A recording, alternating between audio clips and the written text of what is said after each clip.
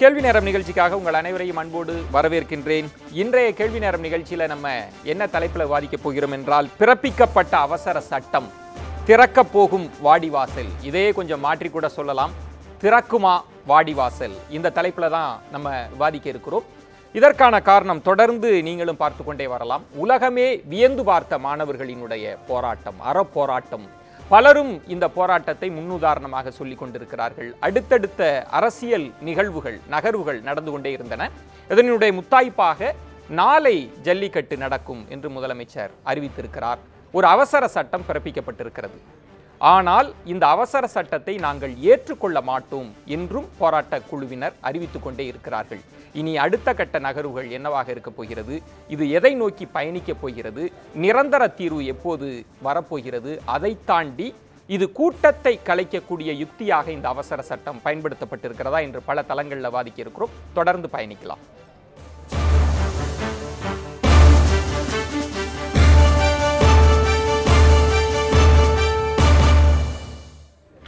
மீண்டும் உங்களை வரவேற்கின்றேன். பிறப்பிக்கப்பட்ட அவசர சட்டம் திறக்குமா வாடிவாசல், இந்த தலைப்பில் தான் நம்ம பேச இருக்கிறோம். நான் கருத்துரையாளர்களை உங்களுக்கு அறிமுகம் செய்து விடுகிறேன். தமிழ் மாநில முஸ்லீம் லீக்கிலிருந்து ஷேக் தாவூத் அவர்கள் வணக்கம். மூத்த பத்திரிகையாளர் தராசு ஷியாம் அவர்கள் வணக்கம். இது மட்டுமல்லாமல் நம்மோடு போராட்ட குழுவிலிருந்து திரு நந்தகுமார், திரு பன்னீர் அவர்களும் இணைய இருக்கிறார்கள். திருச்சி போராட்ட குழுவிலிருந்து ஸ்னேகா அவர்களும் நம்மோடு இணைய இருக்கிறார். அது மட்டுமல்லாமல் பாஜகவிலிருந்து திரு SR சேகர் அவர்களும், பத்திரிகையாளர் ஐயநாதன் அவர்களும் இன்னும் சற்று நேரத்தில் இணைய இருக்கிறார். நம்ம தொடர்ந்து விவாதிக்க வேண்டியிருக்கிறது. முதல்ல திரு தராசு ஷியாம் அவர்களிடம், இந்த ஒட்டுமொத்த நிகழ்வை நீங்க எப்படி பார்க்கிறீங்க? மாணவர்களினுடைய எழுச்சி, அதை தாண்டி 2 ஆண்டு ஒண்ணுமே செய்ய முடியலன்னு 2 கட்சிகளும் கைவிரித்தார்கள். இன்றைக்கு ஏதோ 1 மணி நேரத்தில் எல்லாமும் நடந்திருக்கிறது. இதை எப்படி ஒரு பத்திரிகையாளரா பார்க்கிறீங்க? ஆஹா என்று எழுந்தது வரை யுக புரட்சி என்று பாரதி சொல்வார். ஒரு புரட்சி ஏற்படுவதற்கு ஒரு யுகம் தேவைப்பட்ட காலம் போய் ஒரு புரட்சி ஏற்படுவதற்கு 5 நாட்கள் போதும் என்பதை நமது மாணவ செல்வங்களும் இளைஞர்களும் நிரூபித்திருக்கிறார்கள். அவர்களை நாம் நிச்சயமாக பாராட்டியாக வேண்டும். ஒரு 50 ஆண்டுகளுக்கு முன்னால் நாங்கள் மாணவர்களாக இருக்கும் போது நடந்த இந்திய எதிர்ப்பு போராட்டத்தை நான் இப்போது நினைவு கூறுகிறேன். அது வாய்மொழியான நம்ம இன்னும் தொடர்ந்து பேசலாம். திரு தராசிஷாம், ஒரு ஷேக் தாவூத் அவர்களிடம் நான் முதல் கட்ட கருத்தாக உங்களிடம் கேட்கணும்ன்றது எல்லாமே 1 மணி நேரத்தில் நடந்திருக்கிறது. பிரதமருக்கு, குடியரசுத் தலைவருக்கு முதலமைச்சர் நன்றி தெரிவித்திருக்கிறார். ஆனால் இது எல்லாமே சென்ற ஆண்டு, அதற்கு முந்தைய ஆண்டு எல்லாம் நடக்காதுன்னு சொன்னதுதான். ஆனால் இன்றைக்கு நடந்திருக்கிறது.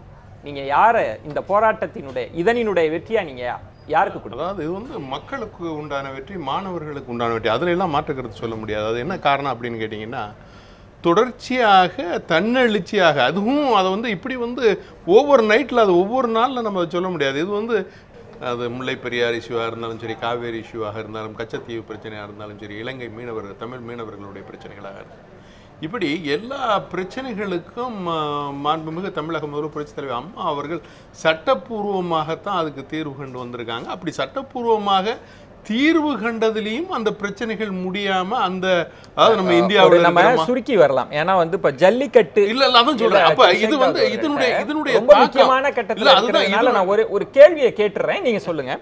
ஒரு 5 நாட்களுக்கு முன்பு திரு தம்பிதுரை அவர்கள் பத்திரிகையாளரை சந்தித்த போது, இதை மத்திய அரசு தாங்க செய்ய முடியும், நாங்க செய்ய முடியாதுன்னு தான் சொல்லிட்டு போகிறார். ஆனால் இன்றைக்கு எல்லாமே நடந்திருக்கிறது இல்ல. ஸோ இது இந்த ஆட்சியினுடைய வெற்றியா பார்க்க முடியுமா, இல்ல போராட்டத்தின் வெற்றியா பார்க்க? போராட்டத்தினுடைய வெற்றியா தான் பார்க்கணும். அதே நேரத்தில் என்னன்னா, இதனுடைய தாக்கமாகப்பட்டது போராட்டத்திற்கு மக்களை, அதாவது இவ்வளவு காலத்தினுடைய அந்த பிரஷர், அந்த தாக்கமாகப்பட்டது மக்களை, இளைஞர்களை ஒருங்கிணைத்திருக்கிறது. எந்த தலைமையும் இல்லாமல் அங்கங்கே அவங்கவுங்க தன்னெழுச்சியாக இந்த போராட்டத்தை பல பகுதிகளில் தமிழக இளைஞர்கள் எல்லாரும், இப்போ தாய்மார்கள் குடும்பமாக எல்லாருமாக சேர்ந்து செய்யக்கூடிய ஒரு நிலை வந்திருக்கு. இந்த நிலையின் காரணமாக மத்திய மாநில அரசுகள் எப்படி இதற்கு ஒரு முடிவு எடுத்தே ஆக வேண்டிய ஒரு சூழல் இருக்கு. அப்போ மாநில அரசு என்ன பண்றாங்க, மத்திய அரசை போய் அணுகுறாங்க, மத்திய அரசோட பேசுறாங்க, நீங்க அதுக்கு ஏற்பாடு பண்ணுங்க, அந்த விலங்குகள் பட்டியலிருந்து அதை நீக்குங்க, அதை பண்ணுங்கன்னு போறாங்க. அது எங்களுக்கு கோர்ட்ல இருக்கு. அது அப்போ நீங்க இந்த மாதிரி நீங்க எடுக்கிற எல்லா முடிவுகளுக்கும் நாங்கள் ஒத்துழைப்பாக இருப்போம், நீங்க அதை செய்யறதுக்கு பாருங்கிறாங்க.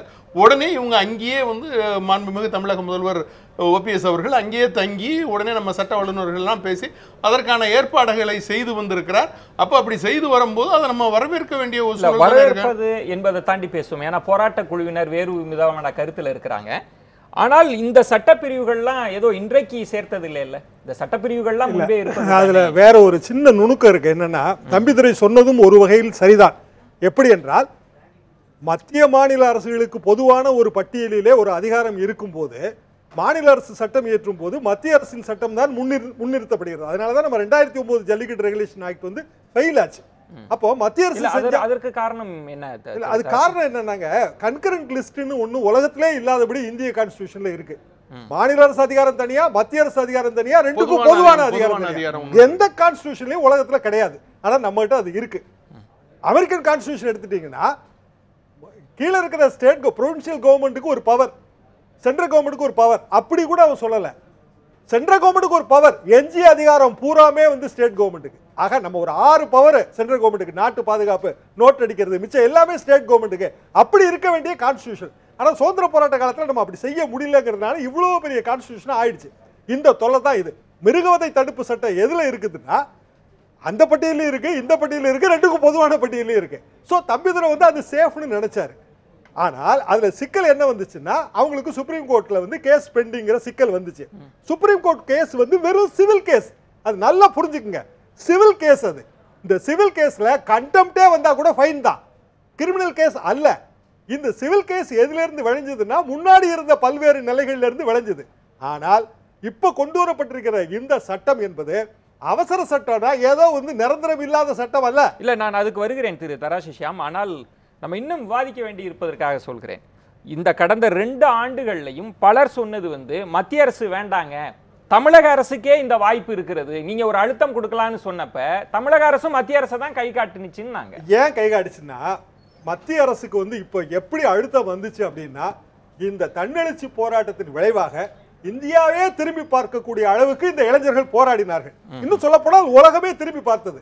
இந்த அழுத்தத்தை பயன்படுத்தி இப்ப மாநில அரசு வந்து ரொம்ப வெற்றிகரமா இந்த சட்டத்தை கொண்டு வந்துருச்சுன்னு தான் நான் நினைக்கிறேன். ஒரு அழுத்தம் தான் காரணம், போராட்டத்துக்கு கிடைத்த வெற்றி. கண்டிப்பாக போராட்டத்துக்கு இல்ல, இவ்வளவு பெரிய ஒரு இளைஞர் சக்தியை வந்து இவ்வளவு குறுகிய காலத்துக்குள்ள திரட்ட முடியும், முழுக்க முழுக்க அறவழியில இந்த போராட்டம் நடத்த முடியும். பெண்கள் என்ன சொல்றாங்க, we feel very safe-ன்றாங்க. எல்லாம் எங்க பிரதர்ஸ், எங்க அண்ணா அப்படினு சொல்றாங்க. ஒரு முக்கியமான பத்திரிகை எழுதி இருப்பது, இந்த ஜல்லிக்கட்டு அப்படின்றது வந்து இந்த போராட்டக்காரர்களுக்கு, இளைஞர்களுக்கு, மாணவர்களுக்கு கிடைச்சிருச்சு, இதை எந்த அரசியல் கட்சிகளும் இந்த பலனுக்குள்ள அந்த கிரெடிட்டை எடுத்துக்க முடியாது. கண்டிப்பா எடுத்துக்கொள்ள முடியாது. இந்த போராட்டத்தோட வெற்றி என்பது முழுக்க முழுக்க போராட்டக்காரர்களுக்கு சொந்தமானது. அதுல நம்ம எந்த விதமான சந்தேகமும் எடுத்துக்கொள்ள வேண்டியதில்லை. ஆனால் நான் இதை எப்படி பார்க்கிறேன் என்றால், இந்த போராட்டத்தை எந்த வழியிலும் நசுக்காமல் போராட்டக்காரர்களுக்கும் துணை நின்று, இன்றைக்கே நீங்களே உங்களது தொலைக்காட்சியிலே பார்த்தேன், 5 பேர் மயக்கம் போட்டு விழும்போது அங்க ஆம்புலன்ஸ் வருகிறது. எந்த அளவுக்குமே எந்த பிரச்சனையும் தராமல் இந்த போராட்டத்தையும் பயன்படுத்திக் கொண்டு மத்திய அரசுக்கும் அழுத்தம் தந்தார்கள். இது ஒரு ராஜதந்திர நடவடிக்கையா கூட பார்க்கலாம். நாம் அப்படியெல்லாம் கூட இதுக்கு வந்து கிரெடிட் எடுத்துக்க வேண்டியது இல்ல. ஏன்னா அது எடுத்துக்கிட்டா வந்து அது வந்து ஒரு கொஞ்சம் கொச்சப்படுத்துற மாதிரி. நம்ம பேச வேண்டிய பல விஷயங்கள் இருக்கிறது. நம்ம விவாதத்தினுடைய மிக முக்கியமாக இந்த நாளை நடக்க போவதாக சொல்லப்படுகிற இந்த ஜல்லிக்கட்டு என்பது போராட்டத்திற்கு கிடைத்த வெற்றியாக பார்க்க வேண்டுமா? அவசர சட்டம் பிறப்பித்த பிறகும் களத்தில் இருந்து பல போராட்ட குழுவினர் நாங்கள் இந்த போராட்டத்தை தொடருவோம் என்று சொல்வதற்கான காரணம், நிரந்தர தீர்வு எப்போது கிடைக்கும், ஜல்லிக்கட்டு போட்டியை நடத்துவதற்கு ஏன் இந்த அவசரம், 1 மணி நேரத்தில் உத்தரவு பிறப்பிக்கப்படுகிறது, நாளையே இந்த போட்டி நடத்தப்படும் என்று சொல்வதற்கான இந்த அவசரத்திற்கான காரணம் என்ன? அதை தாண்டி ஒரு பெரும் திரள், லட்சக்கணக்கான திரள் கூடியிருக்கிறது. இந்த கூட்டத்தை கலைப்பதற்கான யுக்தியா இந்த அவசர சட்டம்? இந்த தளங்கள்ல தான் நம்ம விவாதிக்க இருக்கிறோம். நம்மோடு திருச்சி போராட்ட குழு அதில் சார்ந்த ஸ்னேகா அவர்கள் இணைந்திருக்கிறார். வணக்கம் ஸ்னேகா. ஸ்னேகா, ஒரு அவசர சட்டம் பிறப்பிக்கப்பட்டது, நாளை ஜல்லிக்கட்டு நடக்கும்னு சொல்லிட்டார். முதலமைச்சர் அவரே போய் நடத்துறதுக்கு அந்த இடத்திற்கு போவதற்கு தயாராகி விட்டார். நீங்களும் முதல்ல கேட்டது வந்து வி வாண்ட் ஜல்லிக்கட்டுன்னு தான் கேட்டீங்க. ஜல்லிக்கட்டு கிடைச்சிருச்சு, ஆனாலும் ஏன் போராட்ட களத்தை விட்டு நீங்க நகர மாட்டீங்க? ஸ்னேகா சார், நான் ஒன்னே ஒன்று சொல்றேன் சார், இது எங்களோட பாரம்பரிய விளையாட்டு, ஜல்லிக்கட்டு விளையாட்டு. இந்த ஜல்லிக்கட்டு விளையாட்டை வந்து நம்ம முதல்வர் ஹலோ பேசுங்க ஸ்னேகா. ஹலோ, தொடர்ந்து பேசுங்க ஸ்னேகா. சார், எங்க பாரம்பரிய விளையாட்டு சார், எங்க மூதாதையர்கள் எங்களுக்காக விட்டு போன எங்களோட பாரம்பரிய விளையாட்டு ஜல்லிக்கட்டு விளையாட்டு. அந்த ஜல்லிக்கட்டு விளையாட்டை வந்து நடத்தக்கூடாதுன்னு சொல்றதுக்கு பீட்டா அமைப்பு யாரு? எங்க இருந்து வந்தா அந்த பீட்டா அமைப்பு? இந்த மத்திய அரசு அவங்களுக்கு ஏன் சார் அவங்களுக்கு உதவியா நிற்கிறாங்க? இதே நான் கேட்குறேன், இதே மோடி அவர்கள் போய் ஒரே நாள் அன்னைக்கு நைட்டு நாட்டையே புரட்டி போட்டுச்சாங்க இந்த நோட்டு விவகாரம். இந்த விவகாரத்தை உடனடியாக அமலுக்கு கொண்டு வந்தாரு. எப்படி கொண்டு வந்தார்? குடியரசுத் தலைவரோட ஒப்புதல் இதெல்லாம் கொண்டு வந்தார். இதையெல்லாம் நீங்க நேற்று ஸ்னேகா குறுக்கீடுக்கு மன்னிக்கவும், நடக்காது. இதெல்லாம் நீங்க ஸ்னேகா மாணவர்கள் எழுச்சி நான் பேசுவது கேட்கும் நினைக்கிறேன். இதெல்லாம் நீங்க நேற்று இரவு பேசியிருந்தீங்கன்னா ரொம்ப சரியான தர்க்கமாக இருந்திருக்கும், வாதமாக இருந்திருக்கும். இன்றைக்கு அவசர சட்டம் பிறப்பிக்கப்பட்டாச்சு. நாளை நீங்க கேட்ட ஜல்லிக்கட்டு, நீங்க சொன்னீங்க அந்த பாரம்பரிய விளையாட்டு நடக்க இருக்கிறது. பிறகு ஏன் இந்த போராட்டம் தொடர்கிறது? சொல்லிட்டு இருக்கோம். கண்டிப்பா கண்டிப்பா நாங்க ஒத்துக்க மாட்டோம். நிரந்தரமா எங்களுக்கு ஜல்லிக்கட்டு வேணும். இது எங்க பாரம்பரிய விளையாட்டு. ஓய மாட்டோம். நாங்க முதல்வர் போய் டெல்லியில போய் புதுசா சட்டம் போடுறேன்னு போய் உட்கார்ந்து வந்தாரு. இதை கண்டிப்பா நாங்க எங்கள் முதல்வருக்கு நாங்க தெரிவிக்கிறோம். இவர் வந்தாலும் சரி, யாரு வந்தாலும் சரி, நாங்க ஒத்துக்க மாட்டோம். இது எங்களுடைய பாரம்பரிய விளையாட்டு, எங்க மூதாதையர்கள் விட்டு சென்ற விளையாட்டு. இது எங்க பாரம்பரிய விளையாட்டு. நாடெங்கும் உலகமெங்கும் என் தமிழர்கள் போராடிட்டு இருக்காங்க. அங்க இவர் போய் டெல்லியில போய் நம்ம பாரத பிரதமர் அவர்கள்ட்ட போய் பேசிட்டு இருந்தாரு. அவசரமா சட்டம் போடுறோம். நாங்க கேட்டோமா? எங்களுக்கு எங்க பாரம்பரியம், ஏன் தாத்தா ஏன் பாட்டி அவங்க விட்டுட்டு போன எங்க ஜல்லிக்கட்டு வேணும். காவேரியில தண்ணி இல்ல சார். இல்லங்க, நம்ம லாரியா மண்ணாளிட்டு போறீங்க. இல்ல கடல்ல போய் சார் வெள்ளம் வந்தா ஸ்னேகா நம்ம இல்ல, நான் திரும்பவும் வருகிறேன். நான் திரும்ப என் கேள்வி அதல்ல. நான் கேட்கக்கூடிய கேள்வி நம்மளுடைய பாரம்பரிய விளையாட்டு தான், நம்ம பண்பாட்டை பறைசாற்றக்கூடிய விளையாட்டு தான். அதை முதல்வரே சொல்லி இருக்கிறார். உங்களுக்கெல்லாம் பாராட்டுகளை தெரிவிக்கிறார். நாளைக்கு எல்லோரும் இந்த போட்டியில கலந்துக்குங்கன்னு மாணவர்களுக்கு, இளைஞர்களுக்கு முதல் முறையாக ஒரு அரசு சார்பில் அறிவிப்பு வழங்கப்படுகிறது. அப்புறம் வேற என்ன உங்களுக்கு நம்பிக்கையின்மை ஏற்பட காரணம் என்ன? நீங்க கேட்ட ஜல்லிக்கட்டு நாளைக்கு நடக்க போகுது. கண்டிப்பா நம்பிக்கை இல்ல சார். அவர் மேல எங்களுக்கு நம்பிக்கை இல்ல சார். கண்டிப்பா இல்ல, அவர் மேல எங்களுக்கு நம்பிக்கை இல்ல. 6 மாசம் சட்டம் போட்டு திடீர்னு ஒரு வேணான்னுவாங்க. எங்களால ஒத்துக்க முடியாது. அதாவது பீட்டாவை வெளியில சொல்லணும், பீட்டாவை தடை செய்யணும். அதாவது பீட்டா தடை செய்யப்படணும். நிரந்தரமா ஜல்லிக்கட்டு நடக்கணும். அதே போல காட்சி பட்டியலில் இருக்கிற எங்களுடைய காளைகளை நீக்க வேண்டும். அது வரைக்கும் இந்த போராட்டம் கண்டிப்பா ஓயாது. எங்கள் மாணவர்கள் அதே போல தமிழர்கள் உலகெங்கும் போராடுறாங்களே தமிழர்கள், கண்டிப்பா அவங்களும் இந்த போராட்டத்தை விட மாட்டோம். காத்திருங்க. தராசு ஷியாம் அவர்களிடம் இந்த அறிவிப்பு வந்த பிறகு எல்லோருமே எதிர்பார்த்தது வெற்றி கிடைத்தது, இந்த போராட்டத்திற்கு கிடைத்த வெற்றி, முதலமைச்சருக்கு நன்றி அப்படின்னு தான் எல்லாரும் சொல்லுவாங்கன்னு பார்த்தா கள நிலவரம் அப்படி இல்லை. முதல்வரின் வாக்கை நாங்க நம்ப மாட்டோம், எங்களுக்கு நிரந்தரமாக வேண்டும் கேட்குறாங்க. இது நிரந்தரமா வந்துருச்சுங்க. அவங்க எந்த இடத்துல குழம்புறாங்கன்னா, அவசர சட்டம் என்ற அந்த வார்த்தை பிரயோகம் வேற வழியில் ஆர்டினன்ஸுங்கிற ஆங்கில வார்த்தைக்கான மொழியாக்கம். அது அவசர சட்டத்துக்கும் சட்டத்துக்கு இடையில எந்த வித்தியாசமும் கிடையாது. சட்டமன்றமோ பாராளுமன்றமோ கூடாத நேரத்தில் குடியரசுத் தலைவரோ கவர்னரோ இயற்றுறது அவசர சட்டம், அவ்வளவுதான். அதை ஆட்டோமேட்டிக்கா சட்டமன்றத்தில் வச்சு நிறைவேற்றிடுவாங்க. இப்போ இந்த ஆண்டோட முதல் சட்டமன்ற கூட்டத்தொடரில் கவர்னர் உரையாற்றணும். இது வேற வழி கிடையாது. அப்போ முதல் சட்டமன்ற கூட்டத்தொடர் இனிமேல் தான் நடக்க போகுது. அப்போ கவர்னர் உரை முடிஞ்சு இரங்கல் தீர்மானம் முடிஞ்சு உடனடியாக இதை எடுத்துக்குவாங்க. இது சட்டம் ஆயிரும். 6 மாசத்துக்குள்ளெல்லாம் இது போகிற சட்டம்லாம் கிடையாது. இதுதான் நிரந்தரமான தீர்வு. அது போக இப்போ விலங்குகளை காட்சிப்படுத்த கூடாத விலங்குகள் பட்டியலிருந்து நம்ம எடுத்தாச்சு. காளைய எடுத்த பிறகுதான் இந்த சட்டம் நம்ம கொண்டு வர்றோம். நிரந்தர தீர்வு. ஆனால் இந்த செய்திகள் போராட்டக்காரர்களுக்கு இன்னும் போய் சேரலன்னு தான் நான் நினைக்கிறேன். அது போய் சேர்ந்து நாளைக்கு காலையில வாடிவாசல்ல இருந்து முதல் காடை வெளியே வரும்போது இந்த போராட்டக்காரர்கள் மனம் குளிர்ந்து விடும் என்று நான் எதிர்பார்க்கிறேன். ஸ்னேகா, நாளைக்கு காலை துள்ளி குதித்து ஓடுகிற போது உங்கள் மனம் குளிர்ந்து விடும் அப்படின்றது தான் தராசு ஷியாம் அவர்களினுடைய பார்வையாக இருக்கிறது. அதற்கு பிறகு இன்னொன்று, முதலமைச்சர் அவர்கள் டெல்லியில் சொல்கிற போது எல்லாமே நம்பிக்கை தான் அப்படின்னு. எங்களுடைய மனம் குளிராது.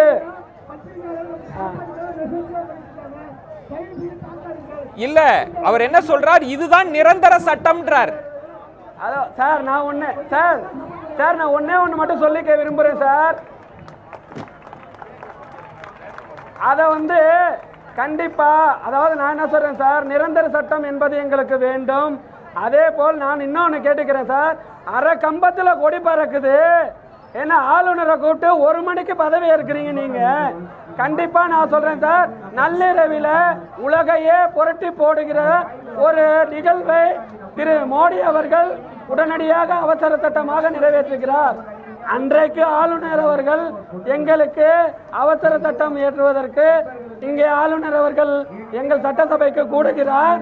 அவசரமாக நமது பன்னீர்செல்வம் அவர்களுக்கு பதவி பிரமாணம் செய்து வருகிறார். ஆனால் இன்றைக்கு அவசர சட்டம் போடுவதற்கு ஆளுநர் எங்கு சென்றார்? எங்களுக்கு நாங்கள் வேண்டும், எங்களுக்கு நிரந்தரமாக ஜல்லிக்கட்டு வேண்டும், நம்ம பேசலாம். எங்கள் காளைகளை நீக்க வேண்டும். நம்மோடு திரு ஐயநாதன் அவர்கள் இணைந்திருக்கிறார். வணக்கம். உடனடியாக இந்த நாட்டை விட்டு நம்ம பேசலாம் ஸ்னேகா. திரு ஐயநாதன் அவர்களிடம் தான், ஏன்னா விவாதம் ஒரு கட்டத்தை நோக்கி நகர்ந்திருக்கிறது நீங்க இடையில் வந்ததுனால. சரி, போராட்ட அறிவிப்பு, போராட்டங்கள் கடுமையா இருக்கிறது, ஒரு அழுத்தம் அரசுக்கு தரப்படுகிறது. முதலமைச்சர் இன்றைக்கு அவசர சட்டம் பிறப்பிக்கப்பட்டாகிவிட்டது, நாளைக்கு ஜல்லிக்கட்டு நடக்கும், எல்லாருமே வி வாண்ட் ஜல்லிக்கட்டு, ஜல்லிக்கட்டு வேண்டும் தான் சொன்னாங்க. நாளைக்கு ஜல்லிக்கட்டு நடக்க போகுது, ஆனா யாரும் போராட்ட காலத்தை விட்டு போக மாட்டாங்க. அதாவது ஜல்லிக்கட்டு நாளைக்கு நடத்திட முடியும் அப்படின்றது ஒன்று. எனக்கு முன்னாடி பேசிட்டு இருந்த ஐயா அவர்கள், ஷியாம் அவர்கள் கூட சொன்னாங்க, நாளைக்கு நடத்துருவீங்க, நாள் அன்னைக்கும் நடக்கும், இன்னொரு 3 நாள் நடக்கும், அதை பற்றி இல்லை. நிரந்தரமாக நடக்குமா?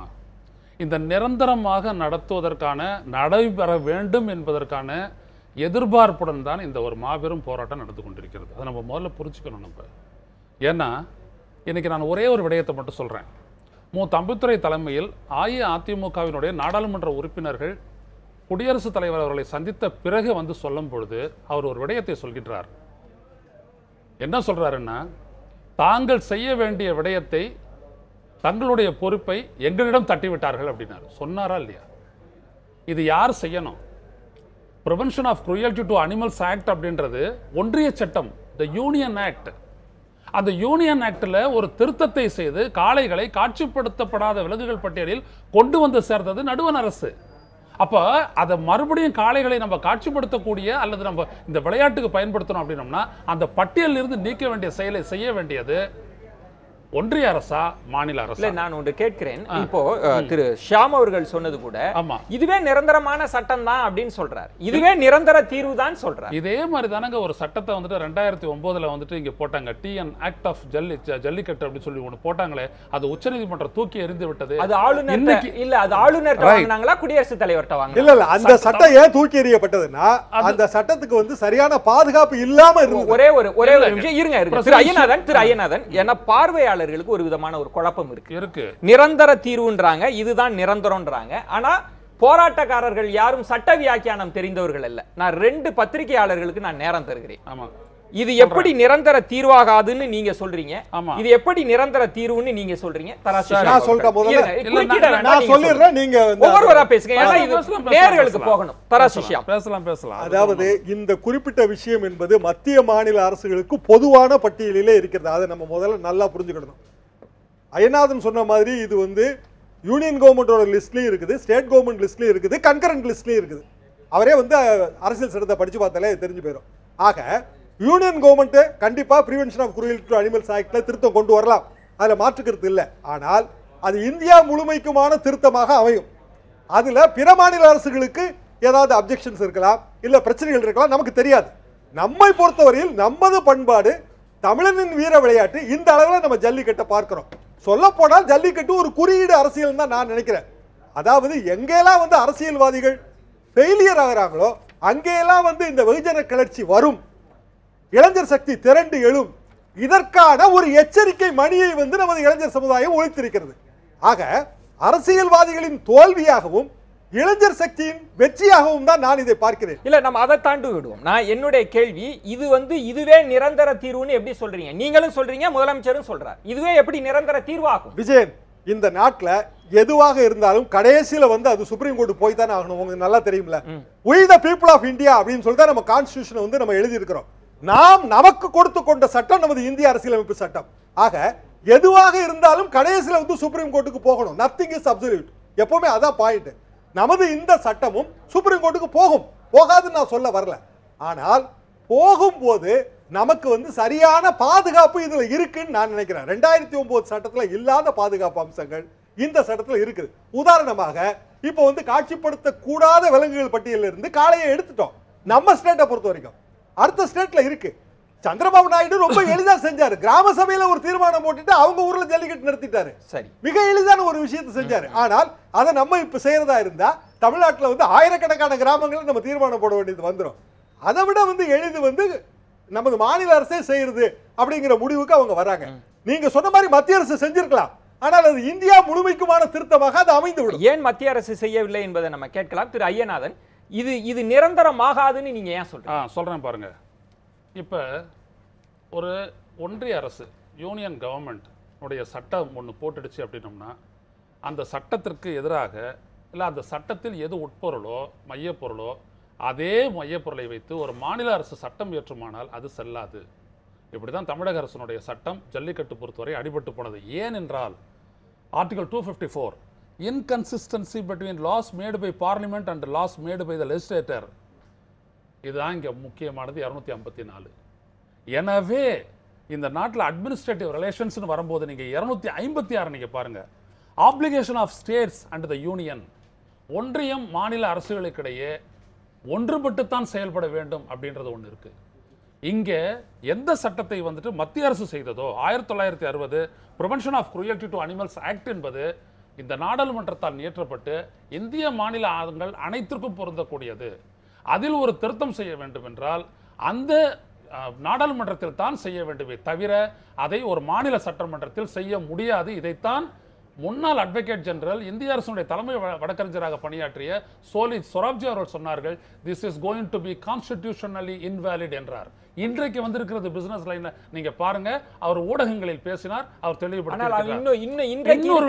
இன்றைக்கு இருக்கிற இந்திய அரசினுடைய தலைமை வழக்கறிஞர் இது சரியானதுன்னு சொல்றார். இருங்களேன் திரு ஐயநாதன் அவர்கள்ட்ட சொல்லுங்க. இது 3 அமைச்சகத்துக்கு அனுப்பப்படுகிறது. எஸ், அவங்க அதை ஏற்றுக்கொண்டு அனுப்புகிறார்கள். அதுல பலர் சொல்வது இது சரியான வழியில போன அவசர சட்டம் தான். சரியாக அமைச்சகத்துக்கு போகப்படுகிறது, குடியரசுத் தலைவருக்கு போகப்படுகிறது, சரியாக போயிருக்கிறது. இப்ப நீங்க சொல்ற எதையுமே நான் விட்டுருங்க, மத்திய அரசை விட்டுருங்க, தமிழக அரசுக்காக இருக்கக்கூடிய வழக்கறிஞர்கள்லாம் நீங்க சொல்ற வியாக்கியானத்தை சொல்லியிருக்க மாட்டாங்களா? நான் சொல்றேன், தமிழக அரசு வேணாம், சென்னை பார்ல இருக்கக்கூடிய நீங்க யாரை வேணாலும் கேட்டு பாருங்க. இத சொல்றாங்க. நானும் அங்க தான் இருக்கேன். இருங்க. நான் சொல்றது ஒரு லீடிங் லாயர்ஸ் அப்படின்றது. நானும் லீடிங் லாயர். சரி, okay. I agree. I don't disagree with you. இன்னொன்னு நீங்க பாருங்க, அடிப்படையிலேயே சுற்றுச்சூழல் அமைச்சகம் ஒத்துக்கொள்கிறது, கலாச்சார பண்பாட்டு அமைச்சகம் ஒத்துக்கொள்கிறது. இவங்கெல்லாம் ஒத்துக்கொள்ளணும் அப்படின்னோம்னாலே இவங்க ஒத்துக்கொட்டாதானே ஒரு சட்டம். அதையே அவங்க செய்யாத வந்துட்டு நம்ம கிட்ட பாலை தட்டி விடுறாங்க. இதுதானே தம்பித்துறை அவர்கள் சுட்டி காட்டுகிறார். அப்போ ரெண்டாவது இன்னொரு விஷயத்தை நான் சொல்றேன் டு ஆட். இப்போ இதில் என்னன்னா protection of interest of minorities அப்படின்னு சொல்லக்கூடிய இந்தியாவினுடைய அரசமைப்பு சட்டப்பிரிவு 29(1) படி அது மைனாரிட்டியாக இருந்தாலும் மெஜாரிட்டிக்கும் கூட செய்யலாம். கல்ச்சுரல் ரைட் வி ஹேவ், எங்களுடைய பண்பாடு என்று சொல்லி நாங்கள் அதை காப்பாற்றுவோம் என்று சொல்லி அதற்கு எதிராக நாங்கள் செயல்பட மாட்டோம் என்று சொல்லி இந்த தமிழக அரசு ஒரு அறிவிக்கை செய்து அதன் அடிப்படையில் இந்த ஜல்லிக்கட்டை நடத்தியிருக்க முடியும். ஆனால் அந்த துணிச்சல் இல்லை. சுட்டி காட்டுகிறேன். ரெண்டாவது, இது நாம கேட்கறது என்னன்னா, இவ்வளவு பெரிய போராட்டத்தை ஆர்கனைஸ் பண்ணி இவ்வளவு தூரம் நடத்திவிட்டு இன்னைக்கு இந்த சட்டம் வந்துட்டு நாளைக்கு இங்க ஆலங்காநல்லூர், அடுத்தது பாலமேடு, இன்னும் பல இடங்களை நடத்திட்டு ஒரு 3 நாள் கழிச்சு இதை எதிர்த்து பீட்டா போய் ஒரு கோர்ட்ல போன உடனே ஸ்டே அப்படின்ட்டோம் அப்படின்னம்னா அப்ப நம்ம மீண்டும் போராடணுமா? ஷேக் தாவூத் அவர்கள்ட்ட ரொம்ப முக்கியமான இடம் போராட்ட குழுவினரே இருக்கிறாங்கன்னு நினைக்கிறேன். அவங்க இணைப்பில் இருப்பார்கள் என்று நினைக்கிறேன். நம்ம அவர்கள்ட்ட இருந்து பேசினா, ஏன்னா அவங்களுடைய கேள்விகளும் இருக்கிறது. திரு பன்னீர், திரு நந்தகுமார் அவர்களிடம் உங்களுடைய போராட்டம், நீங்க சில முக்கியமான கோரிக்கைகள்லாம் முன் வச்சீங்க. அதுல ஜல்லிக்கட்டு அப்படின்றது இது அவசர சட்டமாக இருக்கலாம். முதலமைச்சர் சொல்றார் அடுத்த 6 மாதத்துக்கு இருக்கும், அதற்கு மேல்பட்ட நடவடிக்கைகளை நம்ம செய்ய போகிறோம், இந்த ஆண்டிற்கான ஜல்லிக்கட்டை நம்ம நடத்துறோம்னு சொல்றாங்க. ஏன் மீண்டும் நீங்க போராட்ட களத்திலேயே இருக்க விரும்புகிறீர்கள்? திரு நந்தகுமார், திரு பன்னீர். அதான் நாங்கள் சொன்னது தான். அதாவது எங்கள் ஜல்லிக்கட்டு அப்படிங்கிறது இத்தனை நாளாக இவங்க பேசாமல் இன்றைக்கி மாணவர் போராட்டம், அதாவது தமிழ்நாடு முழுவதும் ஒவ்வொரு தெருவிலையும் மாணவர்கள் அனைவரும் இறங்கி போராடினதுக்கப்புறம் இந்த போராட்டத்தை நிறுத்து போக செய்வதாக மட்டும்தான் இந்த சட்டம் பிறக்கப்பட்டிருக்கு. ஏன்னா இவங்க ஒரு 6 மாதம் முன்னாடியே பண்ணிக்கலாம், 3 மாதம் முன்னாடி பண்ணிக்கலாம், எதுவுமே பண்ணாமல் மாணவ போராட்டம் இவ்வளோ தூரம் வந்ததுக்கப்புறம் அரசு சட்டம் கொண்டு வந்தது என்பது ஒரு விஷயம். நாங்கள் அப்படி பார்க்கணும். இன்னொரு விஷயம் எங்களுக்கு என்னென்னா, ஜல்லிக்கட்டு என்பது ஏதோ அவனியாபுரம் பாலமேடு அப்படிங்கிற பகுதிகள் மட்டும் நடக்கிறதுல கிட்டத்தட்ட 2 மாதம் அந்த பகுதிகள் முழுசாக நடக்க போகுது. இப்போ இவங்க அவசர சட்டம் கொண்டு வந்து நாளைக்கு நடந்த பிறகு அவங்க திங்கட்கிழமையோ செவ்வாய்க்கிழமையோ இதுக்கு தடை உத்தரவு பிறப்பிக்கும்படி நாங்கள் அப்புறம் ஜல்லிக்கட்டு என்ன, இதுதான் எங்கள் கேள்வி. அதனால தான் எங்கள் கோரிக்கை என்பது மாநில அரசு இல்லாமல் மத்திய அரசிட்ட மோடி அரசிட்ட வைக்கிறோம். நீங்கள் காட்சிப்படுத்தும் விலங்கு பட்டியலிருந்து காளைகளை நீக்கணுங்கிறது தான் எங்கள் கோரிக்கை. அதுதான் எங்கள் நிரந்தர தீர்வு அப்படின்னு சொல்கிறோம். நம்ம ஷேக் தாவூத் அவர்களிடம் அவங்க ஒரு விஷயத்தை வைக்கிறாங்க, அதற்குள்ளே இன்னொன்று பொதிந்து கிடக்கிறது. நீங்க இவ்வளவு அவசரமாக 1 மணி நேரத்தில் எல்லாமும் நடந்து நாளைக்கு காலையிலேயே எத்தனை காளைகள் இதற்கு தயாராக இருந்ததுன்றதெல்லாம் நம்ம பார்க்கிறோம். நம்ம காளை மாடுகளை தயார்படுத்துறதுக்கே 1 மாசம்லாம் ஆயிட்டு இருக்கும். இவ்வளவு அவசரத்திற்கு பின்னணியில் நாளைக்கு நீதிமன்றம் தலையிட்டு இதற்கு தடை வாங்கி விடலான்றது பொதிந்து இருக்கிறது. அதைத்தான் நாங்களும் சொல்றோம்னு சொல்றாங்க. இல்லை, அதாவது இப்போ நம்ம ஆரம்பிச்ச அன்னைக்கு என்ன சொன்னாங்க, 5 காலை வாடிவாசல் வழியா வந்தா போதும், நாங்க போராட்டத்தை நிறுத்துறோம் அப்படின்ட்டு தான் இவங்க ஆரம்பிச்சாங்க. சரி, தொடர்ந்து இளைஞர்களுடைய ஆதரவு, மக்களுடைய ஆதரவு வரவேற்கத்தக்கது, ஒரு எழுச்சி அப்படிங்கிறதுனால நம்ம எல்லாமே வரவேற்கிறோம், ஊடகங்களும் வரவேற்கிறோம், எல்லாருமே வரவேற்கிறீங்க, பாராட்டுறீங்க, போட்டது பண்ணுறீங்க.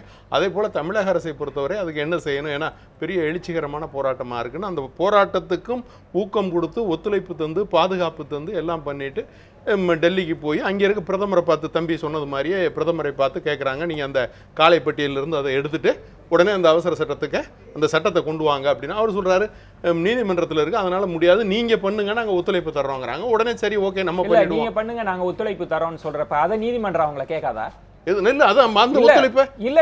அதத்தானே தம்பிதுரை இருங்க அந்த இடத்துலதான் அவங்களுக்கு சந்தேகம் வருகிறது. மத்திய அரசு என்ன சொல்கிறது, எங்களை கேள்வி கேட்பார்கள்னு. ஆனா 3 அமைச்சகங்கள் இதற்கு பரிந்துரைச்சிருக்குல்ல, அதை கேள்வி கேட்க மாட்டாங்களா? அப்ப பந்த உங்க மேல தள்ளி இருக்கிறாங்க. அதுக்குதான் இதுல ஷியாமு ஒரு விளக்கம் சொன்னாரு, நம்ம இவங்க ஒரு விளக்கம் சொன்னாங்க. அந்த விளக்கத்திலிருந்து நம்ம புரிஞ்சுக்க வேண்டியது, அதாவது மொத்தத்தில் 3 சட்டங்களாக அந்த பிரிவு இருக்கு. தமிழ்நாட்டுக்கு ஒரு, மாநிலத்துக்கு ஒரு சட்டம் இருக்கு, மத்திய அரசுக்கு ஒரு சட்டம் இருக்கு, இது இல்லாம பொதுவாக ஒரு சட்டம் இருக்கு. அப்ப மாநில அரசு செய்யக்கூடியதை செய்யலாம்ங்கிற ஒரு நிலை இருக்கிற இது. ஏன்னா புரியணுங்கிறதுக்காகத்தான் நீங்க ஆரம்பத்திலே சொன்னீங்க, மக்களுக்கு இது இன்னும் புரியாம இருக்கு அப்படிங்கிற மாதிரி தான் இது சூழல் இருக்கு. அதனால புரியணுங்கிறதுக்கு தான் இந்த விளக்கமே சொல்றோம். இது நம்மளை ஏமாத்திக்கிறது இல்லை. இப்ப நம்ம பேசுறது எப்படி திரு ஷேக் தாவூத் அவர்கள்ட்ட இப்போ மாணவர்களுக்கு இருக்கக்கூடிய அச்சம்ன்றது, நீங்க சொன்னீங்க ஏதோ வாடிவாசல்ல காளை மாடுகள் வருவது மட்டுமல்ல, அவங்க முதல்ல ரொம்ப தெளிவாக அவங்க கோரிக்கையை முன்னெடுக்கிறாங்க. அதற்கு பின்னணியில் இருக்க கோரிக்கைகள்லாம் உடனடியாக நம்ம நிறைவேற்ற முடியாது, ஆனா அவ்வளவு பட்டியலா அவங்க முன் வச்சிருக்கிறாங்க. அதுல குறிப்பாக எங்களுக்கு ஒரு நிரந்தரம்னு, நீங்க இத்தனை லட்சக்கணக்கான இளைஞர்கள் பணியிலையும் வெயிலையும் இருந்துட்டு ஒரு அவசர சட்டம் மூலமாக நீங்க நிறைவேற்றி அது ஒரு 3 நாட்கள்லயே நீதிமன்றங்களால தடை செய்யப்படுதுன்னு வைங்க, அதுக்காக தான் சொல்றாங்க எங்க உழைப்பு எங்க வியர்வை என்ன ஆகுதுன்னு கேக்குறாங்க. யாருக்கு உத்தரவாதம் தரது? மாண்புமிகு முதலமைச்சர் சொல்றாருல, நீங்க நம்புங்க, உத்தரவாதம் இல்ல இல்ல இல்ல நீங்க அத புரியுங்க. ஏன்னு கேட்டா இல்ல நிரந்தர இல்ல தமிழகத்தை ஒரே ஒரு கேள்வி. திரு தராசி ஷியாம் அவர்கள் அவங்களுடைய அனுபவத்தின் அடிப்படையில் சொன்னது எல்லாமே உச்ச நீதிமன்றம் தீர்மானம், அதை நம்ம நீ தீர்மானிக்க முடியாதுன்றத அவருடைய அனுபவத்துல சொல்லிட்டாங்க. அப்படி பாத்தீங்க, யார் நம்பிக்கையை தமிழ்நாட்டுல நம்ம இதுக்கு முன்னால ஏற்றி இருக்க எல்லா சட்டங்களுமே சேலஞ்ச் இருக்கு. அப்ப சட்டங்கள் எல்லாம் சேலஞ்ச் பண்ணக்கூடியதுதான், அதை மீறித்தான் வரணும், அதையும் நாங்க சட்டப்பூர்வமா பார்ப்போம் அப்படிங்கறத முதல்வர் அவர்கள் சொல்லியிருக்காங்க. அப்படி ஒரு சேலஞ்ச் வந்தாலும் அதையும் நாங்க பாக்குறதுக்கு ரெடியா இருக்கோம், அதுலயும் வெற்றி காண்போம்னு முதல்வர் சொல்லியிருக்காரு. திரு ஐயநாதன் அவர்கள் இல்ல வாங்களேன், இந்த தமிழக அரசினுடைய நிலைப்பாட்டை நம்ம பார்க்கிற போது இந்த போராட்டத்தை அடக்கி ஒடுக்க வேண்டும் என்கிற எண்ணம்லாம் இல்ல, காது கொடுத்து கேட்கிறார்கள், உடனடியாக இரவுலேயே போய் செல்றாங்க, மாணவர்களுக்கு அழைப்பு விடுக்கிறாங்க. இவ்வளவு இந்த உணர்வுகளை புரிந்து கொண்டவர்கள் நாளை இந்த அச்சம்லாம் அவங்களுக்கு இல்லாம இருக்குமா? நாளைக்கு இவர்களெல்லாம் அரசு ஃபேஸ் பண்ணதானே வேணும். அப்புறம் ஏன் அவங்க வாக்க நீங்க நம்ப மாட்டீங்க? இவ்வளவு பெரிய போராட்டம் நடந்ததற்கு மத்திய அரசுடைய பதில் என்ன? இதுல நான் ஒரு முக்கியமான, அதனால தான் அந்த அந்த நுணுக்கமான அந்த விஷயத்தை நான் பேச விருப்பப்படுறேன். ஏன்னா மாணவர்கள் விட்ட கோரிக்கையில் இருக்கக்கூடிய அந்த அடித்தளங்களை நம்ம புரிஞ்சுக்கணும். இப்ப உச்சநீதிமன்றம் என்ன சொல்லிச்சு தனது தீர்ப்பு அப்படின்னம்னா, இந்த அனிமல் ப்ரிவென்ஷன் ஆஃப் குரூயல்டி ஆக்ட்ல நீ பண்ணக்கூடிய திருத்தம் ஏதாவது இருந்துச்சு அப்படின்னம்னா, மத்திய அரசுக்கு போன முறை அவங்க வெளியிட்ட அறிவிக்கை பற்றி சொன்னாங்க, அந்த திருத்தத்தை நீங்க animal welfare board of India என்கின்ற அந்த சுயேட்சையான அமைப்பினுடைய ஆலோசனையின் பேரில் தான், ஒப்புதலின் பேரில் தான் செய்ய வேண்டும் சொல்லியிருக்கு. இப்போ நம்ம செஞ்சிருக்கிறது அப்படியா? இதான் உச்சநீதிமன்றம் பண்ணியிருக்கக்கூடிய நிபந்தனை. இங்கே என்ன கஷ்டம்னு நீங்கள் பாருங்கள். பீட்டாவும் இந்த அனிமல் வெல்ஃபேர் போர்ட் ஆஃப் இந்தியாவும் இணைந்து செயல்படுகிறார்கள் இந்த விடயத்தில். இப்போ அதனுடைய தலைவரை வந்துட்டு ஒரு ப்ரெஷர் கொடுத்து பிஜேபி அரசு நீக்கி இருக்கிறது உண்மை. அதில் இருவேறுபட்ட கருத்தல்ல. அவர் கர்நாடகத்தை சேர்ந்தவர், அவர் ஒன்றும் மாடு வளர்க்குறவனும் கிடையாது, ஒன்றும் கிடையாது. இவங்க எல்லாம் ஒரு சர்வதேச லாபி, அதில் இருவேறுபட்ட கருத்து கிடையாது. ஆனால் இவ்வளவு பெரிய லாபியை உடச்சிக்கிட்டு உள்ளே போய் நம்முடைய பண்பாட்டை நிலைநிறுத்துறதுக்கான வலிமையை இந்த சட்டங்கள் தர வேண்டும் என்றால் அதை மத்திய அரசு செய்ய வேணும். அதைத்தான் நான் சொல்கிறேன். நான் முதல்வர் அவர்கள் எடுத்த எல்லாருமே ஒரு நெருக்கடியினுடைய அடிப்படையில் வேறு வழியின்றி கண்டுபிடித்த வழிதான் அவசர சட்டம் எப்போதுமே. அதற்கு பிறகு அதை முழுமையாக சட்டம் பண்ண போகிறாங்க, ஒத்துக்கிறோம். ஆனால் இதில் யார் அப்படின்னம்னா, the instrument to play the crucial role is the union government, not the state. இது நாளைக்கு அடிபட்டுச்சுன்னோம்னா இப்படிலாம் நான் சொல்லக்கூடாது, என் வயசுக்கு அப்படி ஒரு பேர் வரும். இது இவ்வளவு பெரிய போராட்டம் அப்படின்றதுக்கு இந்த போராட்டத்தினுடைய வலிமையை உள்ளபடியான வலிமையாக்க வேண்டும் என்றால் மத்திய அரசை இயங்க செய்ய வேண்டும். இப்ப என்னைக்கு வந்து 2014 தீர்ப்பு அளிக்கப்பட்டதோ அன்னைக்கே இந்த மத்திய அரசு செய்ய வேண்டியது காட்சிப்படுத்தப்படாத விலங்குகள் பட்டியலில் இருந்து காளையை நீக்கி போன முறை அறிவிக்கை கொடுத்துட்டு இருந்தாங்கன்னா இந்த முறை நடக்க வேண்டியது நடக்கும், கேஸும் அங்க நடக்கும். ஆனா இப்ப நான் கடைசியா இப்ப சொல்றேங்க, இதை கடைசியா இல்ல சொல்றேன், 3 ஆண்டுகளுக்கு கூட இழுத்துட்டு போகக்கூடிய அபாயத்தில் இருக்கு. ஷியாம் அவர்களிடம் அலங்காநல்லூர்ல நீங்க போராட்ட குழுவினர்ல ரொம்ப சாதாரணமாக இருக்கக்கூடிய வயதான பெண்மணி கூட நம்ம நியூஸ் 7 தமிழ் தொலைக்காட்சிகளில் பேட்டி கொடுக்குற போது சொல்றாங்க, நீங்க ஒண்ணு நிதானமா செய்யுங்க, நாங்க வந்து வெயில்ல மழையில இருக்கிறோம்லாம் நீங்க கவலைப்பட வேண்டாம், அது எவ்வளவு காலதாமதமானாலும் பரவாயில்ல, எங்களுக்கு நிரந்தர தீர்வு கிடைக்கணும், அப்படி மத்திய அரசுக்கு அழுத்தம் கொடுங்கன்னு அந்த அம்மா அந்த கிராமத்து துணியில சொல்றாங்க. அந்த இது இல்லன்றதுதான் இப்ப இருக்கக்கூடிய பயத்துக்கும் அச்சத்துக்கும் காரணம். அதத்தான் ஐயநாதனும் சொல்றாங்க. அவர்களின் புரிதலின் எல்லை அவ்வளவுதான். இதுல வந்து இல்ல திரு ஐயநாதனோட புரிதலின் எல்லையும் அவ்வளவுதான் அப்படின்றீங்க. ஆமா ஆமா. ஏன்னா இப்ப சுப்ரீம் கோர்ட்ல வந்து பெண்டிங் இருக்கிறது ஒரு சிவில் கேஸ், அதுல வந்து பார்ட்டி வந்து யூனியன் கவர்மெண்ட், அது வேற, டோட்டலா வேற. நம்ம கொண்டு வந்திருக்கிற அவசர சட்டம் ஆட்டோமேட்டிக்காவே வந்து ஒரு கேவியட் வந்து சுப்ரீம் கோர்ட்ல போட்டுருவாங்க, எந்த அரசும் போடும். கேவியட் போட்ட பிறகு நீங்க தடையெல்லாம் உடனே வாங்க முடியாது. நீங்களே பீட்டாவா இருந்தாலும் நீங்க அங்க பெட்டிஷன் போட்டாலும் கேவியட் தாரருக்கு வந்து எதிர்மனு அனுப்பித்தான் விசாரிச்சுதான் செய்ய முடியும். நீங்க நினைக்கிற மாதிரி நாளைக்கு வந்து வாடிவாசல் திறந்து திங்கட்கிழமையோ செவ்வாய்க்கிழமையோ சுப்ரீம் கோர்ட்ல போய் தடை வாங்கிடுவாங்கிற பயம் வந்து தவறு. அதை நல்லா புரிஞ்சுக்குங்க. சுப்ரீம் கோர்ட்ல தமிழக அரசின் வழக்கறிஞர்கள் கேவியட் மனு கண்டிப்பாக தாக்கல் செய்வார்கள். ஒன்று. இரண்டாவது, இன்றைக்கு சுற்றுச்சூழல் அமைச்சகத்தின் கீழ் இருக்கின்ற அனிமல் வெல்ஃபேர் போர்டில் நம்ம கன்சல்ட் பண்ணி அவங்க ஒப்புதல் வாங்கி தான் செஞ்சிருக்கிறோம். தமிழ்நாட்டை பொறுத்த வரைக்கும் காட்சிப்படுத்தப்படக்கூடாத விலங்குகள் பட்டியலிருந்து காளையை எடுத்தாச்சு. நல்லா புரிஞ்சுக்க. நீங்க என்ன கேக்குறீங்க, மிருகவதை தடுப்பு சட்டத்தை யூனியன் கவர்மெண்ட் அந்த லிஸ்ட்ல எடுக்கணும்ன்றீங்க. அது வந்து இந்தியா பூராவுக்கும் பொதுவான ஒரு விஷயம். அப்படியே எடுத்தாலும் அதுவும் சுப்ரீம் கோர்ட்டுக்கு போதானே போதே போட்டோம்.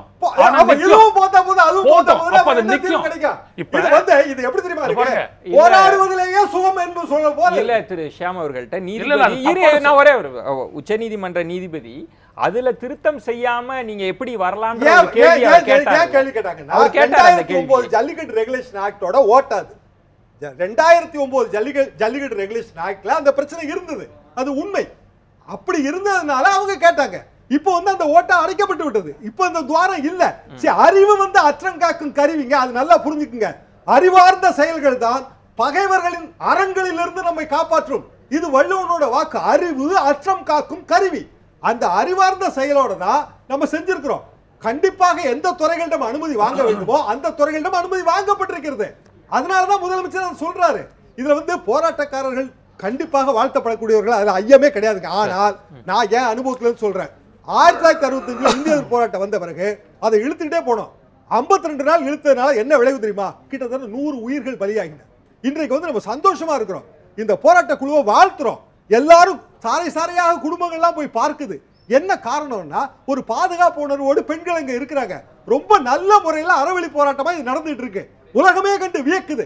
ஆனால் போராட்டத்தை மேலும் நீட்டித்துக் கொண்டே போனால் சமுதாய விரோதிகள் ஊடுருவார்கள். அரசு வந்து தன் குடிமக்களை காப்பாற்ற வேண்டிய கடமை அரசுக்கு கிடையாதா? வெயிலையும் மழையிலையும் காய்றாங்கன்னு அப்படியே விட்டுலாமா? அது எப்படி முடியும்? நாளைக்கு வந்து இந்த போராட்டம் இன்னைக்கு ஒரு இல்ல சேலத்துல வந்து ரயில் கம்பி மேல இல்ல ஏறலாம். இல்ல இல்ல நீங்க உண்ணாவிரதம் வந்து காந்தி 100 நாளைக்கு மேல இருக்கிறார், 150 நாளைக்கு மேல இருக்கிறாருன்னா நீங்க அவருக்கான கோரிக்கையை நிறைவேற்றுவீங்களா? அவர் உயிரை காப்பாத்துறதுல முக்கியத்துவம் காமிப்பீங்களா? அவங்க எதற்காக உண்ணாவிரதம் இருக்கிறாங்க? அந்த கோரிக்கை அந்த நிறைவேற்றப்பட்டுருச்சா? கோரிக்கை இப்போது நிறைவேற்றப்பட்டு விட்டது. We want jallikattu. அது அவங்களோட சரி, கோரிக்கை. நம்ம ஒரு விளம்பர இடைவேளைக்கு பிறகு பேச வேண்டும். அது பன்னீரா இருக்கலாம், நந்தகுமாரா இருக்கலாம், ஸ்னேகா அவர்களா இருக்கலாம். நீங்க கேட்டது நிறைவேறிவிட்டது. இதுதான் அவர்கள் கொடுக்கக்கூடிய முதல் உத்தரவாதம் கொடுக்கிறார்கள். இரண்டாவது, ஏன் மீண்டும் மீண்டும் இந்த போராட்டத்தை நடத்திட்டே இருக்கிறீங்க? நாளை உங்களுடைய உயிருக்கு உத்தரவாதம் அரசு கொடுக்க வேண்டும் அல்லவா? நாளை ஒரு சமூக விரோதிகள் இதுல ஊடுருவுனா அதற்கு யார் பொறுப்பேற்பது? இந்த கேள்விக்கும் விடை தேடலாம். ஒரு சிறிய விளம்பர இடைவேளைக்கு பிறகு பொறுத்திருங்க.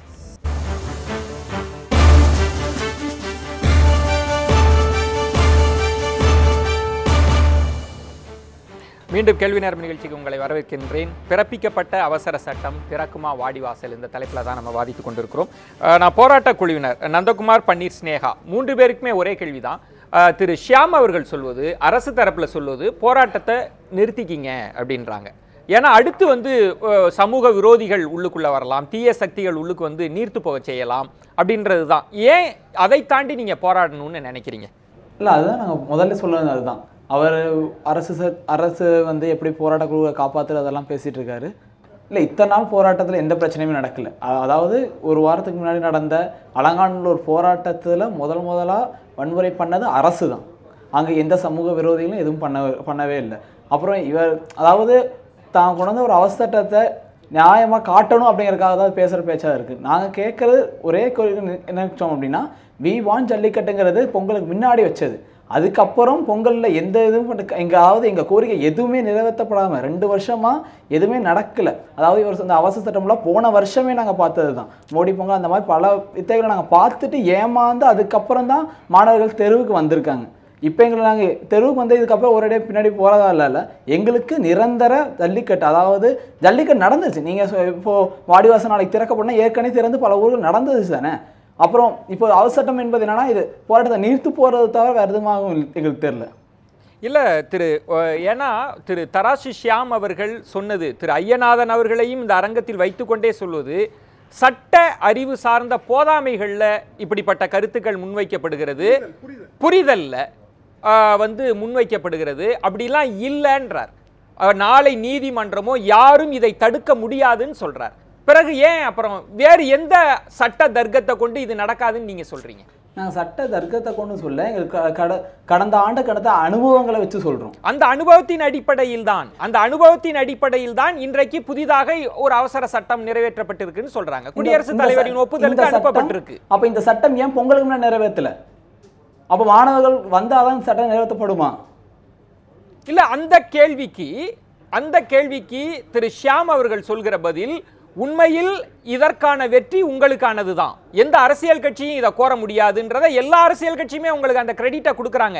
ஆனா இன்றைக்கு வந்துருச்சே ஜல்லிக்கட்டு, பிறகு என்ன அச்சம்? பிறகு எதற்காக இந்த போராட்டம்?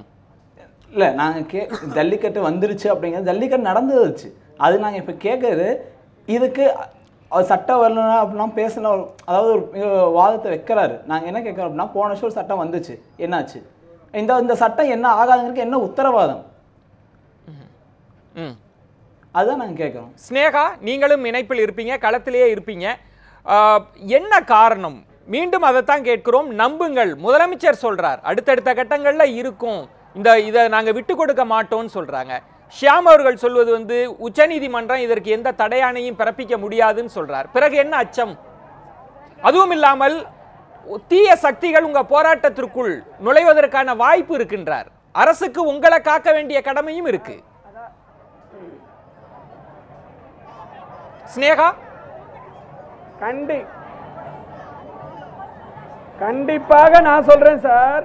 எங்களுடைய மாணவர்கள், ஹலோ சார், நான் சொல்றேன் சார். பேசுங்க. கேக்குதா? பேசுங்க ஸ்னேகா. ஹலோ, பேசுங்க ஸ்னேகா, கேக்குது. சார், அதாவது எங்களுடைய மாணவர்கள் எழுச்சி வந்து, எங்க மாணவர்களுடைய எழுச்சிக்குள்ள யாருமே சமூக விரோதிகள் யாரும் வந்து கண்டிப்பாக நுழைய முடியாது. ஏனென்றால் எங்களுடைய மாணவர்கள் எழுச்சி வந்து ரொம்ப வந்து சக்தியானது. அதனால் கண்டிப்பா நான் சொல்றேன், எங்களுக்கு இவங்க சொல்றாங்களே சார், இந்த அவசர சட்டம் என்பது அது நிரந்தர சட்டம் என்றே சொல்ல வேண்டும். இந்த முதல்வர் அவர்கள் நிரந்தர சட்டம் என்றே எங்களுக்கு அறிக்கை விடட்டும். அதே போல வாடிவாசலிலிருந்து எங்களுடைய காளைகள் சீறி பாயட்டும். அதே மாதிரி இன்னொன்று சொல்றேன், எங்களுடைய ஒவ்வொரு வீட்டில் வளர்ற காளைகளையும் நேற்று இன்னைக்கோ ரெடி பண்ணி நாளைக்கு போய் காளைகளை விட போறதில்லை. எங்களுடைய ஒவ்வொரு தமிழரும் எங்களுடைய ஒவ்வொருடைய வீட்டிலையும் காளைகளை அதற்காகவே தயார் செய்து அதற்காகவே வளர்த்து ஒவ்வொரு நாளும் ஒவ்வொரு ஏக்கத்தோட பார்த்துக்கிட்டு இருக்கோம் சார் தமிழை. அதே மாதிரி இன்னொன்று சொல்கிறேன், அயல் நாட்டில் இருக்க வெளிநாட்டில் இருக்க எங்களுடைய தமிழர்கள் அவளுடைய பாரம்பரிய விளையாட்டு எங்களுடைய பாரம்பரிய விளையாட்டு நடைபெறணும்னு ஒவ்வொருவரும் குரல் கொடுத்துட்டு இருக்காங்க. இல்ல நம்ம பேசுவோம். நிரந்தர சட்டம் என்பது நமது முதல்வர் அவர்கள் சொல்லட்டும். ஏன் நான் சொல்ல மாட்டேங்கிறாருன்னா இவர் முதல்ல நிரந்தர முதல்வரா என்பது இல்ல நம்ம இல்ல ஸ்னேகா, நீங்க இன்னொரு அரசியல் தளத்துக்கு அதை நகர்த்துறீங்க. அந்த அரசியல்வாதத்துல கட்டாயம் அந்த கருத்தை கொண்டாந்து விவாதிக்க முடியும். இது ஜல்லிக்கட்டு சார்ந்து நம்ம வாதித்து கொண்டிருக்கிறோம். திரு பன்னீர் அவர்கள்ட்ட தான் நான் மீண்டும் இதை தான் கேட்கிறேன். அரசு சார்ந்த வழக்கறிஞர்கள், முதலமைச்சர், மத்திய அரசு ஒப்புதல் கொடுத்திருக்கிறது, 3 அமைச்சகங்கள் ஒப்புதல் கொடுத்திருக்கிறது, குடியரசுத் தலைவருக்கு அனுப்பப்பட்டிருக்கிறது, ஆளுநர் பரிந்துரைக்கிறார், இவ்வளவு நடக்கிறது. இவங்க எல்லாமே சட்டம் அறிந்தவர்கள் தான். இதெல்லாம் தாண்டி போராட்ட குழுவினர் களத்திலிருந்து இது இல்லைன்றீங்க, நிரந்தரம்ன்ற அந்த சொல்லு மட்டும்தான் எங்களுக்கு வேணும்ன்றீங்க. அதுதானா? அதுதான் உங்கள் கோரிக்கையா? ஏன் நாங்கள் இதை நம்ப மாட்டேங்கிறோம் அப்படிங்கிறதுக்கு முக்கியமான காரணம் என்ன அப்படின்னா, அந்த வி வாண்ட் ஜல்லிக்கட்டு அப்படிங்கிறது ஒரு ஹேஷ்டேக்காக நாங்கள் வச்சுருந்தோம். ஆனால் போராட்ட குழுவில் பேசப்பட்டது எல்லாமே நாட்டு மாடுகள் பாதுகாப்பு, கிராமப்புற பொருளாதாரம், பால் உற்பத்தி, இது எல்லாம் தொடர்பாகவும் போராட்ட குழுவும் எல்லா போராட்ட குழுவும் பேசியது. ஒரு ஹேஷ்டேக்காக தான் வி வாண்ட் ஜல்லிக்கட்டு அப்படிங்கிறது இருந்துச்சு. இந்தியாவுடைய பால் வணிக சந்தை மதிப்புன்னு பார்க்குறப்போ அது 7 லட்சம் கோடி ரூபாய் பெரிய தொழிலாக இருக்குது.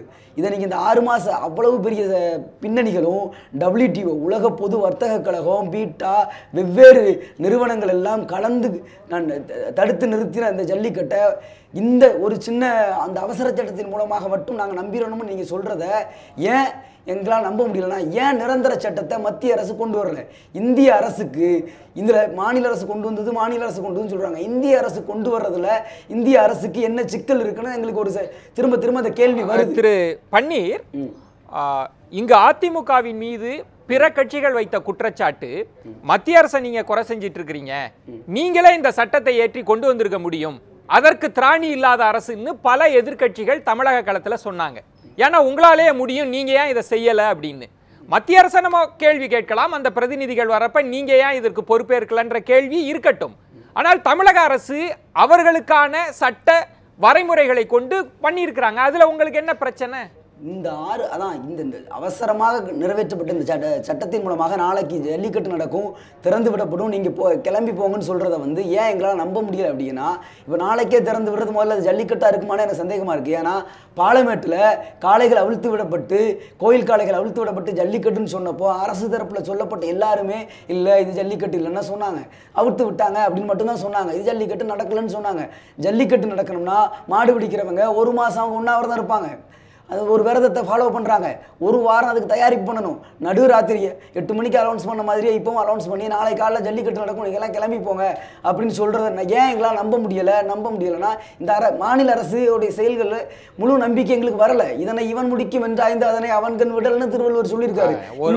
இது மேலே எங்களுக்கு நம்பிக்கை இல்லை. இந்திய அரசு சொல்லணும்னு நாங்கள் நம்புகிறோம்.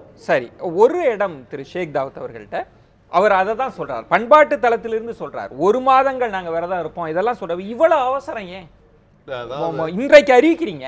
இடையில ஒரு 12 மணி நேரம் கூட 24 மணி நேரத்துல அடுத்து நடக்கும், கடகடன்னு நாங்க நடத்தி முடிச்சிருவோம். இந்த அவசரம் ஏன்? மக்கள் தானே அதை அவசரப்படுத்தினாங்க. அவசரப்படுத்தலையே, இல்ல ஜல்லிக்கட்டு இல்ல அவசரப்படுத்தலையே. ஷேக் தாவூத் அவர்கள்ட்ட இல்ல அவசரப்படுத்த காலை போனாலும் போறாங்க. இருங்க, நான் போராட்ட குழுவினர் பலர் சொன்ன பேட்டிகளை சொல்றேன். எங்களுக்கு அவசரம்லாம் இல்ல, நிரந்தரமாக வேண்டும். நாங்க அவங்க இன்னைக்கு நீங்க அறிவிச்ச அவசர சட்டத்தை நாளைக்கு காலையில 10 மணிக்கு நடத்தணும்னு கோரிக்கை வச்சாங்களா யாராவது? அதாவது ஏன் இவ்வளவு அவசரம்? அரசு நீங்கள் சட்டத்தை ஒரு சடங்காக இதை செய்யல. இல்ல அதெல்லாம் இல்ல, அரசு சட்டத்தை ஏற்றி இருக்கு, அது தெளிவாக முதல்வர் சொல்றாரு. ஏன் இந்த அவசரம்? இல்ல முதல்வர் தெளிவாக சொல்றாரு. என்ன சொல்றாரு அப்படின்னு கேட்டீங்கன்னா, நாளைக்கு இந்த 10 மணிக்கு வாடிவாசல் திறக்கிறோம், ஜல்லிக்கட்டு 350 காளைகள் ரெடியா இருக்குங்கிறாங்க. அப்போ ஜல்லிக்கட்டு நடக்குது. ஜல்லிக்கட்டு முடிஞ்ச உடனே திங்கட்கிழமை சட்டமன்றம் கூடுது, 23ஆம் தேதி சட்டமன்றம் கூடுது. சட்டமன்றத்தில் நிரந்தரமாக இந்த சட்டத்தை கொண்டு வந்துருவோம்னு சொல்றாங்க. முடிஞ்சு போச்சு. அப்புறம் என்ன இருக்கு உங்களுக்கு? அடுத்த நிரந்தரம் இல்ல, நிரந்தரமா அந்த வரைவை சட்டமன்றத்துல முன்மொழிறாங்க. ஆமா முன்மொழிஞ்சா அது நேரம் ஆல்ரெடி என்ன எல்லாருக்கும் தகவல் சொல்லியாச்சு. மேல வந்து ஒப்புதலுக்கு அனுப்பி ஜனாதிபதியினுடைய ஒப்புதலை பெற்றாச்சு. எல்லா அந்த மற்ற சட்ட அமைச்சகத்தினுடைய ஒப்புதல் பெற்றாச்சு. அந்த அடுத்த துறையினுடைய ஒப்புதல் பெற்றாச்சு. எல்லா ஒப்புதலும் பெற்று அதே மாதிரி நம்மளுடைய கவர்னரும் அதுக்கு ஒப்புதல் கொடுத்து அதை அவசர சட்டமாக கொண்டு வந்துட்டாரு. இங்கே நம்ம சட்டமன்றத்தில் அதை பாஸ் பண்ணணும், நிறைவேற்றணும், அவ்வளோதான். நம்ம சட்டமன்றத்தில் திங்கட்கிழமை நிறைவேற்றிடுவாங்க, முடிஞ்சு போச்சு. திரு ஐயநாதன் அவர்களிடம் மீண்டும் மீண்டும் சொல்லுவது வந்து மத்திய அரசு தமிழக அரசுன்றங்க இரண்டு துருவ நிலையில் இருந்தபோது இங்கே அவங்க போகிறாங்க. திரு மோடி அவர்கள் சொல்வது வந்து நாங்கள் உதவுறோம், எங்களால் பண்ண முடியல, ஆனால் நாங்கள் உங்களுக்கு முட்டுக்கட்டையாக இருக்க போகிறதில்ல, இடையூறாக இருக்க போகிறதில்லைன்னு தான் சொல்லி 3 அமைச்சகங்கள் பரிந்துரைக்கிறது. இது எல்லாம் சேர்ந்து தானே நடக்குது. பிறகு மீண்டும் மீண்டும் போராட்ட களத்திலிருந்து உங்களை போன்றவர்கள் இது இல்லை, இது நடக்காது, இது ஒரு சடங்கு சம்பிரதாயம்னு ஏன் சொல்றீங்க? இல்ல மக்களுக்கு புரியுற மாதிரி நீங்க தெளிவாக நான் சொல்றேன். முதல்ல இந்த தீர்ப்பு 2014 உச்சநீதிமன்றம் வெளியிட்ட தீர்ப்பை முழுமையாக படித்தோன்ற அடிப்படையிலையும், அதுக்கப்புறம் மத்திய அரசு போன முறை வெளியிட்ட அறிவிக்கையை என்ன சொல்லி தடை பண்ணிச்சு, அதற்கான நிபந்தனைகள் என்ன போட்டுச்சு உச்சநீதிமன்றம் அப்படின்றதெல்லாம் அறிந்த வகையிலும், இந்த சட்டத்தில் என்னென்னலாம் பேசுனாங்க அப்படின்றதெல்லாம் ஒரு பத்திரிகையாளனா புரிஞ்ச வகையிலும் தான் நான் சொல்கிறேன். இதெல்லாம் இது எனக்கு வந்துட்டு புரிதல் பத்தாது அப்படின்னு ஷியாம் சொல்கிறாருன்னா அது அவருடைய வசதி, அது அவருக்கு இருக்கட்டும். அது வேற பார்வை இல்லை, அவருடைய பார்வை, அது அவருடைய உரிமைன்னு கூட சொல்லலாம். அடுத்தவங்களை எப்படி வேணாலும் சொல்கிறதுக்கு அது வேற விடைய. நான் அந்த இடத்துக்கு வரல. நான் சொல்கிறது என்னென்னா, இந்த இடத்தில் கடைசியாக இந்த உச்சநீதிமன்றம் மத்திய அரசினுடைய அறிவிக்கைக்கு தடை செய்யும் பொழுது அனிமல் வெல்ஃபேர் போர்ட் ஆஃப் இந்தியாவுடைய ஆலோசனை இல்லாமல் நீங்கள் எந்த திருத்தத்தையும் கொண்டுகிட்டு இங்கே வராதிங்க, நாங்கள் ஏற்க மாட்டோம்னு சொன்னாங்களே, அதற்கு மத்திய அரசினுடைய பதில் என்ன? 2, மத்திய அரசு நீ செய்யணுமே அப்படின்னு சொல்லிட்டு மாநில அரசு போயிட்டு அங்கே முதல்வர் கேட்கும்போது என்ன சொல்கிறாங்க, அந்த தீர்ப்பு இன்னும் வெளியாகவில்லை, அதனால் நாங்கள் ஆக்ட் பண்ண முடியாது. அப்போ அதே சப்ஜெக்டில் நீ ஆக்ட் பண்ணுன்னு சொல்கிறது எப்படி பொருத்தும்? சேம் சப்ஜெக்ட், அதே தான் சட்டம், அதே தான் சிக்கல், அதே தான் தடை. அப்போ எப்படி? அடுத்தபடியாக நீங்கள் இன்னொன்று நீங்கள் வந்துட்டு நீங்கள் நல்லா புரிஞ்சுக்கணும். என்ன அப்படின்னீங்கன்னா, இவங்க ஒரு கோரிக்கையை ஒன்று வச்சாங்களே இந்த போராட்டத்தில், நீங்கள் எல்லாம் பார்த்துருங்க, தடை செய் பேட்டாவை தடை செய்யணும்னு சொன்னாங்களே, அதை மத்திய அரசு தடை பண்ணுமா? ஐயனாருக்கு தெரியாது இல்லை, அது தடையே பண்ண முடியாது. காரணம் என்னன்னா, அது வந்து ஒரு அமைப்பு. அப்படி அதை மட்டும் ஐயனாரை ஒத்துக்கிட்டாருன்னா விடுதலை புலிகள் மீது தடையை ஆதரிக்கிறதா அர்த்தம், இந்த நாட்டில் வந்து எந்த தன்னார்வ தொண்டு நிறுவனத்தின் மீது தடையை ஆதரிக்கிறதா அர்த்தம். தயவு செஞ்சு ஒரு தொண்டு நிறுவனமோ அது மேல நமக்கு எவ்வளவு மாற்று கருத்து இருந்தாலும் தடை என்று சொன்னீர்கள் என்றால், dissent is the essence of democracy. உங்க கருத்தை மறுக்கிறது தான் எனக்கு இருக்கிற உரிமை. எப்படி வந்து நீங்க தடை செய்ய முடியும்னு நினைக்கிறீங்க? அதான் நான் பதில் சொல்றேன். எதற்கு தடை செய்யணும் சொல்லுங்க. அவங்க கருத்து அவங்க சொல்றாங்க, அவ்வளவுதானே. இது எப்படி அவங்களுடைய கருத்தாகும்? இருங்கய்யா, ஒரே ஒரு அதுக்கான காரணத்தை நான் சொல்லணும். ஐக்கிய நாடுகள் சபையினுடைய பார்வையிலேயே ஒரு மண்ணினுடைய பண்பாட்டிற்கு ஊறு விளைவிக்கக்கூடிய ஒரு அமைப்பை 90ல அது ஐநா சாசனம், அதுல இந்தியா கையெழுத்து போட்டிருக்கு. நம்ம தம்பி இவர் சொன்னாரு, கேளுங்க. இந்த தம்பி என்ன சொன்னாரு, பால் வளம், அந்நிய நாட்டு முதலீடு, இதெல்லாம் எப்ப வந்ததுன்னா ஜல்லிக்கட்டு காளைகள் வந்து பொலி காளைகளாக பயன்படுத்தப்பட்ட போது, எங்க சின்ன வயசுல ஜல்லிக்கட்டு முடிஞ்ச பிறகு அந்த காளைகளை வந்து அப்படியே ஊரா கொண்டு வருவாங்க, ரைட்டுங்களா? அங்க வந்து இந்த ஊர் ஜல்லிக்கட்டுல இப்படி ஜெயிச்சது, அந்த ஊர் ஜல்லிக்கட்டுல இப்படி ஜெயிச்சுன்னு சொல்லி அது வந்து பொலி காளைகளாக பயன்படுத்தப்படும். ஸ்டட் புல், அதுக்கு ரேட் உண்டு. 10 ரூபாயில இருந்து கடைசி 100 ரூபாய் வரைக்கும் எனக்கு ஞாபகம் இருந்துச்சு. ஆனா அதெல்லாம் இப்ப இல்ல. 10 வருஷத்துக்கு முந்தைய முடிஞ்சு போச்சு. என்னன்னா, ஒன்று மக்கள் வந்து வெட்கப்படுகிறார்கள், இரண்டாவது சினை ஊசிங்கிற அந்த கான்செப்ட் கிராமங்களுக்கு வந்து நீண்ட நெடுங்காலம் ஆச்சு. ஐநாத எப்ப கிராமத்துக்கு கடைசியா போனார்னு எனக்கு தெரியல. இன்னைக்கு 500 ரூபாய் சினை ஊசி, 500 ரூபாய். இப்பதான் ஒரு மாசம் ஆச்சு. அப்படியே உங்களுக்கு தெரியாதா? சினை ஊசி போடுற கான்செப்ட் தெரியாதா? அப்ப ஜல்லிக்கட்டு காளையை எப்படி பயன்படுத்துவீங்க? நீங்களே பேசிட்டு இருந்த உண்மையே திரு ஐயனார் இல்ல சொல்றேன். இப்ப இவர் சொல்றாரு, ஒரு என்ஜிஓ தடை செய்ய முடியுமா அப்படின்றாரு. விடுதலை புலியை பத்தி அதோட சேர்க்கிறாரு. விடுதலை புலி என்ஜிஓவா? விடுதலை புலி ஒரு தேசிய இனத்தினுடைய விடுதலை போராட்டத்தை முன்னெடுத்த ஒரு குழு, ஆயுத போராட்ட குழு, ஒரு அரசியல் குழு, அது வேற. இந்த என்ஜிஓனுடைய அடிப்படை என்ன? 2010-11 நடந்த போது அதோட சைட்ல ஏற்பட்ட அந்த குரூயல்ட்டியை 2014-13 நடந்ததா சொல்லி தவறான ஒரு டாக்குமெண்ட்டை உச்ச நீதிமன்றத்தில் வச்சாங்க. சரிங்க, அது தமிழக அரசு வர வர எடுக்கல. அது சொல்லுங்க, அது சொல்லுங்க. நான் என்ன சொல்ல வரேன், அப்ப என்ன அர்த்தம் அது? அப்ப என்ன அர்த்தம்? இது இந்த நீங்க பேச விட்டுட்டு பேசுங்க, சத்தம் போடுறது எதுக்கு? மைக்கு வேற இருக்குது. சொல்லுங்க. அப்ப இது உள்ளபடியே இது எந்த நோக்கத்தில் செயல்படுகிறது? எவ்வளவோ கேள்விகள் நம்மளாம் எழுப்பிட்டோம். இதுதானா குரூயல்ட்டி? யானையை வச்சு பண்றாங்களே அது குரூயல்ட்டி இல்லையா? ஒட்டகத்து மேலே இவ்வளோ சரக்கு ஏற்றுறாங்களா அது குரூயல்ட்டி இல்லையா? ராணுவத்திலேயே ஒட்டகத்தை வச்சுக்கிட்டு வந்துட்டு ராஜஸ்தான் ரைஃபிள்ஸ்னு ஒரு படை எடுத்துகிட்டு போகிறீங்களே அதெல்லாம் குரூயல்ட்டி இல்லையா? அதெல்லாம் பற்றியா நீ கேஸ் கொடுக்கலன்னு கேட்டபோது பதிலே இல்லை. இவங்க தானே அது? இந்த பீட்டா அமைப்பு அப்படின்றது இன்னைக்கு இவ்வளவு சக்தி வாய்ந்த ஒரு அமைப்பாக எவ்வாறு பயன்படுத்தப்படுகிறது? எப்படி இந்த நாட்டில் இருக்கக்கூடிய பெரிய நட்சத்திரங்களை எல்லாம் தங்கள் வசப்படுத்தி தங்களுடைய பிராண்ட் அம்பாசிடராக மாற்றுறாங்க? அதை சொல்லுங்க நீங்க. இதெல்லாம் எவ்வளவு ஆழமான கேள்விகள். இந்த போராட்டத்தில் இந்த கேள்விகள் எல்லாம் எழுப்பப்பட்டதே இதற்கு பதில் வந்துச்சா? பீட்டா பதில் கொடுத்தானா? ஏன் கொடுக்கல? நான் அதான் சொல்ல வரேன். நான் நீங்க ஒரு பெரிய நக்சஸ் திரு ஐயநாதன் அவர்களிடம் இங்க நம்மளால விவாதத்தை ஒரே ஒரு கேள்விங்க, நம்மளால பீட்டா அமைப்பை பற்றியெல்லாம் இங்க இப்போ ஒரு கருத்துக்கள் கூட சொல்லிட முடியாது. கொந்தளிப்பான சூழல் நிலவுறதுனால அந்த அமைப்பு பார்த்து நான் அதற்கு பேரலாக ஒரு இன்சிடென்ட் சொல்கிறேன். இந்த என்ஜிஓ சார்ந்து மத்திய அரசு வெளிநாடுகளில் இருந்து அந்நிய சக்தியிடம் இருந்து நிதி வாங்குறாங்க, இந்திய வளர்ச்சிக்கு இந்திய இறையாண்மைக்கு ஊறு விளைவிக்கிறார்கள் அப்படின்னு ஒரு முட்டுக்கட்டை போட்ட போது பலர் இங்க இருந்து எதிர்த்தாங்க. அது எப்படி என்ஜிஓ வந்து நீங்க தடை செய்ய சொல்லலாம் அப்படின்னு ஒரு கேள்வியை வச்சாங்க. அப்ப அந்த கேள்வி வெளிநாட்டில் இருந்துன்றதுதான். அதைத்தான் நம்ம இங்க வைக்கிறோம். நேரா ஒரு பர்பஸ்க்கு வாங்கல. இடிந்துகரை போராட்டத்துக்கு சொன்னாங்கல்ல, நம்ம எதிர்கேள்வியா என்ன வச்சோம்? நிரூபின்னு சொன்னோம். இங்கே நடக்கக்கூடிய போராட்டத்திற்கு வெளிநாட்டு நிதி வந்துட்டு பயன்படுத்தப்படுகிறது, அவங்களால் ஊக்குவிக்கப்படுகிறார்கள் என்றால் நிரூபின்னு சொன்னோமா இல்லையா? நாம நேரடியாக எதிர்த்தரல, நிரூபணம் பண்ணுங்க, நிரூபணம் பண்ணிட்டு சொல்லுங்க அப்படின்னு நம்மளும் கேட்டோம், சகோதரர் உதயகுமாரும் கேட்டார். அதனால நம்ம ரொம்ப தெளிவாக தான் வாதங்களை எடுத்து வைக்கிறோம். நாம சொல்லக்கூடியது என்ன அப்படின்னோம்னா, இந்த பண்பாட்டு நிகழ்வை முதல்ல வந்துட்டு ஒரு குரூயல்ட்டின்னு சொல்லி காட்டி அதை எடுத்துக்கிட்டு போய் உச்ச நீதிமன்றத்தில் இவ்வளவு பெரிய தடையை வாங்கினதில் முக்கிய பங்கு வகித்த பீட்டா. இதை அவர்கள் இந்த போராட்டத்தின் போது தடை செய்யணும்னு சொன்னார்களே, இதை தடை செஞ்சு மத்திய அரசு ஒரு உத்தரவு பிறப்பிச்சா இல்ல அதை பத்தி பரிசீலிக்கிறோம்னு சொல்லி இருந்தா கூட அவங்களுக்கு நம்பிக்கை வரும். இன்றைக்கு கூட அதனுடைய வரவு செலவு கணக்குகளை வந்து மத்திய அரசு கண்காணிப்புக்கு உட்படுத்தினதா ஒரு செய்தி. அது ஆதாரபூர்வமாக எனக்கு தெரியல. 3 வருஷம் வந்து அவங்க சமர்ப்பிக்க வேண்டிய வரவு செலவு கணக்கை பீட்டா வந்து சமர்ப்பிக்கல. இன்னொன்று திரு ஐயநாதன் அவர்களிடம் நம்ம மத்திய அரசு சார்ந்து பேசுகிறோம். மத்திய அரசு ஒரு என்ஜிஓவுக்கு தடை விதிக்கிற போது அந்த என்ஜிஓ சுப்ரீம் கோர்ட்ல அந்த தடை ஆணையிலிருந்து விலக்கு பெற்று வந்த சம்பவங்கள்லாம் இருக்கிறது. அதற்கு நிரந்தர தடைன்னு மத்திய அரசை செஞ்சிட முடியுமா?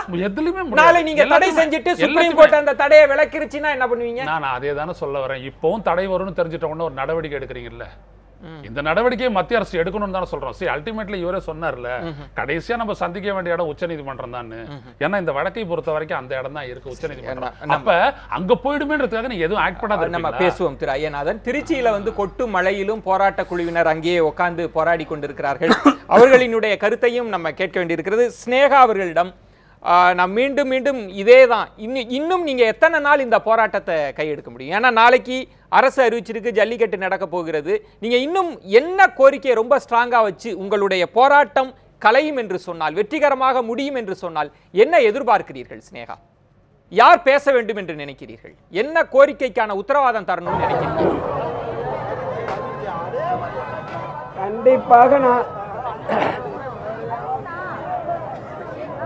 எங்களுக்கு அதாவது சார், நாங்கள் ஒன்று மட்டும் திரும்ப கேட்டுக்கிறோம். பீட்டா அமைப்பை தடை செய்யணும். அதே மாதிரி நிரந்தரமான தீர்வு எங்களுக்கு என்ன வேணும்னா, ஜல்லிக்கட்டு நிரந்தரமான தீர்வாக இருக்க வேண்டும். அந்த தீர்வு எங்களுக்கு வந்து உத்தரவாதமாக முதல்வர் அவர்கள் வந்து கூறும் வரை கண்டிப்பாக நாங்கள் ஒத்துக்கொள்ளவே மாட்டோம். ஜல்லிக்கட்டு நாங்கள் இல்லாமல் எப்படி வாடிவாசலிலிருந்து காளைகள் வரும்? முதல்வர் மட்டும் போய் காளையை விட்டு வந்துடுவாரா? நான் திரும்ப கேட்டுக்கொள்கிறேன், எங்களுக்கு சட்டபூர்வமாக நிரந்தரமாக ஜல்லிக்கட்டு என்பது நிரந்தரமாக நடைபெறுகிறது. நிரந்தர சட்டம் என்பது முதல்வர் அவர்கள் கூறும் வரை நாங்கள் கண்டிப்பாக ஒத்துக்கொள்ளவே மாட்டோம். அதே போல ஆந்திர முதல்வர் அவர்கள் உச்ச நீதிமன்றத்தில் வழக்கு நடைபெற்ற பொழுது அந்த வழக்கை எல்லாம் மீறி ஜல்லிக்கட்டை நடத்தினார். அதனால் நான் மீண்டும் மீண்டும் கூறுகிறேன், இந்த எழுச்சிக்கு காரணம் யார் என்றால் முதல்வர் தான். ஏனென்றால் இளைஞர்கள் அவர்கள் வேலையை பார்த்து கொண்டிருந்தார்கள். அதையெல்லாம் மீறி இங்கே ஒன்று உட்கார்ந்த போராட்ட காலத்தில் உட்கார்ந்துருக்கோங்க. யாரும் வேலை வெட்டி இல்லாதவங்க இல்லை. அவர்களுடைய எதிர்காலத்தை எல்லாம் முடக்கிவிட்டு கல்லூரிக்கு போகாமல், பள்ளிக்கு போகாமல், ஆசிரியர்கள் அலுவலக வேலைகளை விட்டுவிட்டு, மருத்துவ வேலையை விட்டுவிட்டு, அனைத்து அரசு பணிகளையும் விட்டுவிட்டு இந்த இளைஞர்களுக்காக போராட்ட களத்தில் குதித்திருக்கிறார்கள். அதனால் மீண்டும் நான் கூறுகிறேன், நிரந்தர சட்டம், எங்களுக்கு நிரந்தர சட்டம் என்பது வேண்டும். அப்படி என்றால் தான் நாங்கள் வாடிவாசலில் எங்கள் காலைகளை திறந்து விடுவோம். இல்லை என்றால் என் கேள்வியை வாங்கிக்கிங்க. முதலமைச்சர் செல்கிறார், பிரதமர் வந்து எங்களால் இது முடியாது, உங்களால் ஆனதை நீங்க செய்யுங்க, நாங்க உத்தரவாதம் தரோம்னு சொல்றாங்க. தமிழக அரசு இங்க வராங்க, எல்லா வேலைகளும் நடத்தி முடிக்கிறாங்க. ஒரு தமிழக அரசுக்கு வேற என்ன நீங்க எதிர்பார்க்க முடியும்? 50 எம்பிக்கள் பார்க்கப்படலை, பிரதமர் வந்து பார்க்கல, முதலமைச்சரை பார்க்கிறார். தமிழக அரசு அவங்களோட எல்லைகளுக்கு உட்பட்டு என்ன செய்யணுமோ அதை செஞ்சிருக்கு. வேற என்ன எப்படி எதிர்பார்க்கிறீங்க? தமிழக அரசு, மத்திய அரசு ஒரு நிலைப்பாடை எடுத்துட்டாங்க. வேற என்ன எதிர்பார்க்கிறீங்க தமிழக அரசிட்ட? நீங்க பேசுகிற நிரந்தர சட்டத்தை யார் கொடுக்க முடியும்? வேற என்ன செய்யணும்னு எதிர்பார்க்கிறீங்க?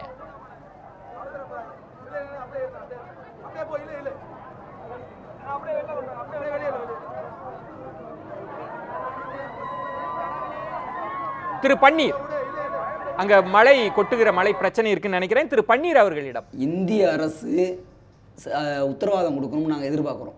இந்திய அரசுக்கு தான் நாங்கள் எதிர்பார்க்குறோம். அது வந்து ஜல்லிக்கட்டு மீது இனிமேல் எந்த தடையும் வராது அப்படிங்கிறதுக்கு உத்தரவாதம் கொடுக்கணும். காலங்காலமாக இது தொடர்ந்து நடக்கணும். சார் பேசும்போது சொன்னாங்க, இப்போ ஜன ஊசி வந்துருச்சு அப்படிங்கிறதெல்லாம் சொல்லியிருந்தாங்க. அதுக்கும் நான் பதில் சொல்லிடுறேன். அது முன்னாடியே வந்துருச்சு. அது 500 ரூபாலாம் இல்லை. அரசு கால்நடை ஆஸ்பத்திரிக்கு போனீங்கன்னா அங்கே 20 ரூபா தான். ஆனால் அது எல்லாமே வந்து எங்களை ஏற்கனவே பாதிப்புகளுக்கு உள்ளாக்கிருச்சு. கால்நடை வளர்ப்புலேயும் அது பெரிய பாதிப்புகளை ஏற்படுத்திருச்சுன்னு தான் சொல்கிறோம். ஏற்கனவே பொலிகாலைகள் குறைஞ்சிருச்சு, அது இன்னும் நிறைய இருந்துக்கிட்டு இருக்கலாம் நாங்கள் சொல்லலை. 1960 இருந்தே விந்து வங்கியை உருவாக்கி இந்த அரசு வந்து கொஞ்சம் கொஞ்சமாக காளைகளில் பொலிகாலைகள் அது எல்லாத்தையுமே குறைச்சி கொண்டு வந்துட்டாங்க. இப்படி நடந்து இது அதோட கடைசி எண்டாக தான் ஜல்லிக்கட்டு காளையை முடிக்கிறதுக்கான எண்டில் இவங்க நிற்கிறாங்க. அப்படி நிற்கும்போது அது பண்பாட்டோடையும் தொடர்புடையதாகவும் இருக்குது. நவீன காலத்தில் நம்ம இளைஞர்கள் அதை எதிர்த்து பெரிய அளவில் திரண்டு நிற்கிறோம். இது எல்லாத்துக்குமான தீர்வாக இது நடக்க முடியணும். அப்படி அது அந்த கோரிக்கையோடு தான் நாங்கள் நிற்கிறோம். இந்திய அரசு இதுக்கு உத்தரவாதம் தரணும். பன்னீர், நீங்கள் ஒரு விதமான நெருக்கடியை தமிழக அரசுக்கு தரீங்களா? ஏன்னா நீங்க உங்கள் கோரிக்கையை தானே முதல்வர் அங்கு போய் சொன்னார். தம்பிதுரை அவர்கள் என்ன சொன்னார்? பிரதமர் தான் முடிவெடுக்கணும், மத்திய அரசு தான் முடிவெடுக்கணும்னு கேட்கிறாங்க. அவர்கள் ஒரு நிலைப்பாட்டை இந்திய பிரதமர் சொல்லிட்டார் முதலமைச்சர்கிட்ட. நாங்க இதுல தலையிட முடியாது, வழக்கு இருக்குன்னு சொல்லிட்டார். தமிழக அரசு அதனுடைய எல்லைக்கு உட்பட்டு செஞ்சிருக்கு. இப்ப மீண்டும் இந்த போராட்டம் தொடர்வது, அடுத்து குடியரசு தினங்கள்லாம் இருக்கிறது, ஒரு விதமான நெருக்கடியை நீங்க தமிழக அரசுக்கு தரீங்களா? நாங்கள் தமிழக அரசுக்கு நெருக்கடி கொடுக்கல, இந்திய அரசை நோக்கி தான் கோரிக்கையை வைக்கிறோம். இந்திய அரசு எங்களுக்கு தமிழக அரசுக்கு நெருக்கடி கொடுக்கறதா இருந்தால் அவங்க சொன்ன வாக்குறுதியை நாங்கள் நம்பியிருப்போம். தமிழக அரசு மீது எங்களுக்கு பெரிய அளவில் நம்பிக்கையே இல்லாதனால தான் நாங்கள் இந்திய அரசுக்கிட்ட கோரிக்கையை வைக்கிறோம். இந்திய அரசு இந்த சட்டத்தை இயற்றி நிரந்தரமாக ஜல்லிக்கட்டு நடக்கிறதுக்கு உத்தரவாதத்தை தரணும். இந்திய அரசு தருகிற பட்சத்தில் மட்டும்தான் இந்த போராட்டம் கலையும். இன்னொன்று ஷாம் சார் பேசுகிறப்ப சொன்னாங்க, 52 நாள் இந்திய எதிர்ப்பு போராட்டம் நடந்ததுனால உயிரிழந்தாங்க. இல்லை, இந்திய அரசு ராணுவத்தை இறங்கி சுட்டதுனால செத்தாங்க. அதையும் நான் பதிவு பண்ணிக்கிறேன். சரி, அந்த பதிவை நான் எடுத்துக்கிறேன். ஷேக் தாவூத் அவர்களிடம் அவங்க ரொம்ப தெளிவாக சொல்றாங்க, அலங்காநல்லூரில் இருந்து நாளை எப்படி நடக்கும் என்பது நமக்கு தெரியாது, ஆனால் எதிர்ப்புகள் இருக்கு. நீங்க எதிர்பார்த்த வரவேற்பு இங்க கிடைக்கல. அவங்க வந்து இந்திய அரசு தான் சொல்லணுன்றாங்க. அதற்கான நடவடிக்கைகள்ல அரசு ஈடுபடுமா? இதை நாங்க நம்ப மாட்டோம்னு சொல்லிட்டோம். அதாவது இப்போ நீங்க தமிழக அரசை பொறுத்தவரை மக்களுடைய நிலைமையை புரிந்து நீங்கள் சொன்ன மாதிரி பிரதமரை போய் பார்த்துறாங்க, பேசுகிறாங்க. பிரதமர் வந்து அது வந்து கோர்ட்டில் இருக்குது, அப்போ அதனால் அதை நான் செய்ய முடியாது அப்படிங்கிறத அவர் தெளிவாக சொல்கிறாரு. அதுக்கான வேலைகளை நீங்கள் பாருங்கள், நாங்கள் பண்ணுறோன்னா. அப்போ இதையும் தாண்டி தமிழ்நாட்டுக்கு தான் தமிழக அரசு பேச முடியுமே தவிர இந்தியாவுக்கு தமிழக அரசு பேச முடியாது. இல்லை, நம்ம இந்தியாவுக்குள்ள தானே இருக்கோம். ரைட்டு. ஆனால் இல்லை அதே நேரத்தில் இருங்க, திரு ஐயநாதன் அவர்கள் தனி தமிழ்நாடு கோரிக்கை வச்சா தமிழக அரசு சும்மா விட்டுருமா? காவல்துறை சும்மா விட்டுருமா? இல்லை, அதே தான். அவர்கிட்ட இந்திய இறையாண்மை பேசிங்களா மாட்டீங்களா? இல்லை, அதே தான் நிலை. அதனால இப்ப இந்த இது நீங்க சொன்ன மாதிரி தொடர்ச்சியாக இந்த பயணம் போகும்போது எதை நோக்கி சென்றடையும்ங்கிறதுக்கு பதில் இல்லை. ஏன் அப்படின்னு கேட்டிங்கன்னா, மத்திய அரசை சார்ந்தவர்கள், நீங்க பிஜேபியை சார்ந்தவர்களும் சரி மற்றவர்களும் சரி, இதற்கு பதில் சொல்றதுக்கு யாருமே ரெடியா இல்ல. அவங்களால அவங்க என்ன சொல்றாங்கன்னா, இது கூட்டத்தை கலைக்கின்ற யுக்தின்றாங்க. நாங்க கூடிட்டோம் இல்ல இல்ல அது அதாவது நீங்க அப்படியா இருந்தா முத நாளே கூட்டத்தை கலைச்சிருப்பாங்க. தமிழக அரசு கூட்டத்தை கலைக்கிறதுக்கு யுக்தி பண்ணியிருந்தா முத நாளே கூட்டத்தை கலைச்சிருக்கலாம். அதெல்லாம் சொல்லாதீங்க, அந்த மாதிரி செய்தியா இல்லையா? ஏங்க நீங்க போய் ரோட்டை மறைச்சதுனால தானே செஞ்சாங்க. என்ன நீங்க சொல்றது? நீங்க வந்து ஆதரவு தந்து உங்களை நீங்க இந்த எல்லைக்குள்ள நீங்க பண்ணுங்க, உங்களுக்கு பாதுகாப்பு கொடுக்குறோம், எல்லா வசதியும் பண்ணி கொடுக்குறோம். இப்ப கூட நீங்க பாத்தீங்கன்னா ஆம்புலன்ஸ் கொண்டு வந்து வைக்கிறாங்க, மெடிசன் கொடுத்துட்டு இருக்காங்க, எல்லா வசதிகளும். நீங்க என்ன சொல்றது, ஊடகவியலாளர்கள் எல்லாருமே போய் சர்வசாதாரணமா எல்லாரோடையும் பேசி அங்கேயே கேம்ப் எல்லாமே நடத்திட்டு அப்படி இருக்கும்போது நீங்க ஷேக் தாவூத் அவர்கள்ட்ட அந்த காவல்துறையினரை போராட்டக்காரர்கள் ரொம்ப பாராட்டுறாங்க, அவங்கள ரொம்ப நல்ல முறையாக நடத்துறாங்க. ஆனா அவங்க என்ன சொல்றாங்க, அந்த காவல்துறையினர் யாரு? இல்ல, ஆனால் அதை தாண்டி அவர்கள் சொல்லுவது, இதை நாங்க நம்ப மாட்டோம், மதுரை மக்கள்ல பலர் நிராகரிக்கிறாங்க. நாங்க அதுல இன்னொரு முக்கியமான நீதியரசர் சொன்னது, இனி இது போன்ற கூட்டத்தை கூட்ட முடியாது. நீங்க பல வாட்ஸ்அப் செய்திகளை பார்த்தா கலைந்து போகாதீர்கள், இனி இது மாதிரி கூட்டத்தை கூட்ட முடியாது, நமக்கு தேவை நிரந்தர தீர்வுன்னு தான் சொல்றாங்க. அதாவது இது எப்படி இருக்கு அப்படின்னு கேட்டீங்கன்னா, தமிழக அரசை தான் நீங்க நம்பவே முடியாது அப்படின்னு சொன்னா, தமிழக அரசு தான் உங்களுடைய அரசு, உங்களுடைய நேரடி பார்வையில நீங்க தேர்ந்தெடுத்த அரசு, உங்களுக்காக செயல்பட்டுக்கிட்டு இருக்க அரசு.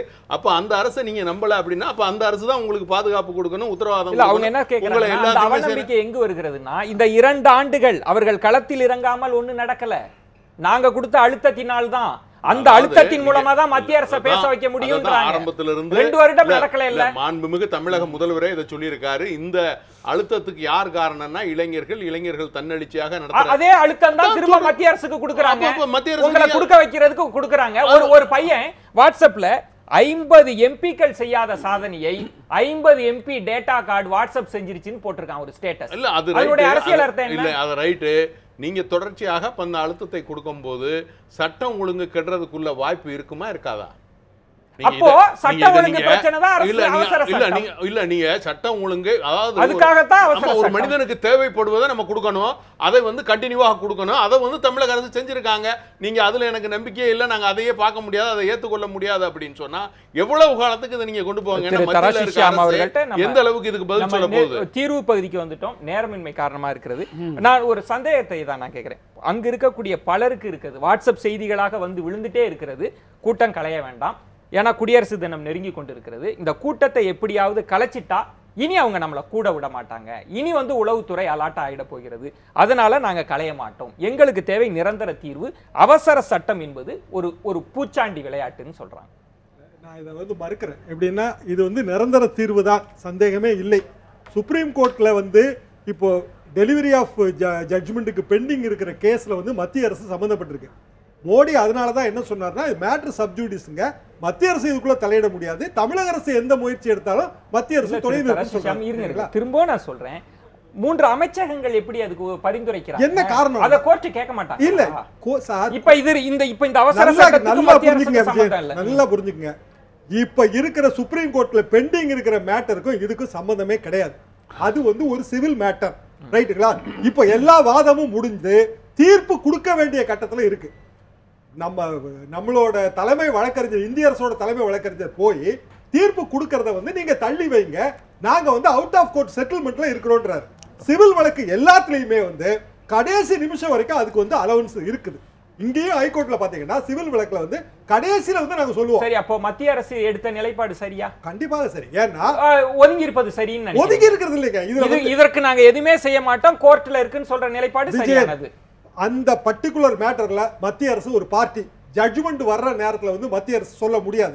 நல்லா புரிஞ்சுக்கங்க, இது வந்து ரூல் ஆஃப் லா கண்ட்ரி. நம்ம வந்து இல்ல, இது மாதிரி நீதிமன்றங்கள்ல வழக்கு நிலுவையில் இருக்கிற போது எந்த அவசர சட்டமும் பிரயோகப்படுத்தப்பட்டு மீண்டும் வந்து சுப்ரீம் கோர்ட்ல அது அடிவாங்க. அது வந்து வேஸ்ட். தமிழக அரசு இப்ப செஞ்சிருக்கிற இந்த முயற்சி நிரந்தரமான தீர்வு, சந்தேகமே பட வேண்டாம் இதுல. ஆனால் இவர்கள் கேட்கிற பீட்டாவுக்கு தடை, அதெல்லாம் இதுல வரல. சரி, திரு ஐயநாதன், நம்ம நிறைவு பகுதிக்கு வந்துட்டோம். போராட்டக்காரர்களுக்கு ஒரு விதமான கோரிக்கைகள் இருக்கிறது, இதை தாண்டி இது சட்ட பிரச்சனையாகவும் இருக்கிறது. எல்லா போராட்டக்காரர்களும் சட்டத்தை படிச்சு அப்படின்லாம் நம்ம சொல்ல முடியாது, ஆனால் அதற்குள் ஆழமான தர்க்கமும் இருக்கிறது. போராட்டக்காரர்கள் என்ன செய்யணும்னு நினைக்கிறீங்க? ஏன்னா இதை தாண்டி சட்டம் ஒழுங்கு பிரச்சனை இருக்கு. இல்லை, இப்போ திரு ஷியாம் அவர்கள் பேசும்போது ஒன்று சொன்னார், உச்சநீதிமன்றத்தில் இருக்கக்கூடிய வழக்குக்கும் இதுக்கும் சம்மந்தம் இல்லை அப்படின்னாரு. அப்போ ஏன் போயிட்டு முகுல் ரோத்தகி இந்தியாவுடைய அட்டர்னி ஜெனரல் போயிட்டு தீர்ப்பை கொஞ்சம் ஒத்தி வைங்கன்னு சொல்கிறாரு. ரெண்டாவது அவுட் ஆஃப் கோர்ட் செட்டில்மெண்ட் அப்படிலாம் சொன்னார். அது எங்கேருந்து சொல்கிறாருன்னு எனக்கு தெரியல. ரெண்டாவது ரொம்ப முக்கியமாக எடுத்துக்கங்க, திரு பன்னீர் அவர்கள் அந்த போராட்டத்து குழு சார்பாக பேசினவர் சொன்னார், எங்களிடமிருந்து ஒரு மத்திய அரசிடமிருந்து ஒன்றிய அரசிடமிருந்து ஒரு உத்தரவாதம் வேணும்னு கேட்டார். இப்போ தமிழ்நாட்டினுடைய அந்த பண்பாட்டை காப்பதற்கு நான் முழுமையாக துணை நிற்பேன்னு ட்விட்டரில் போட்டார்ல பிரதமர்.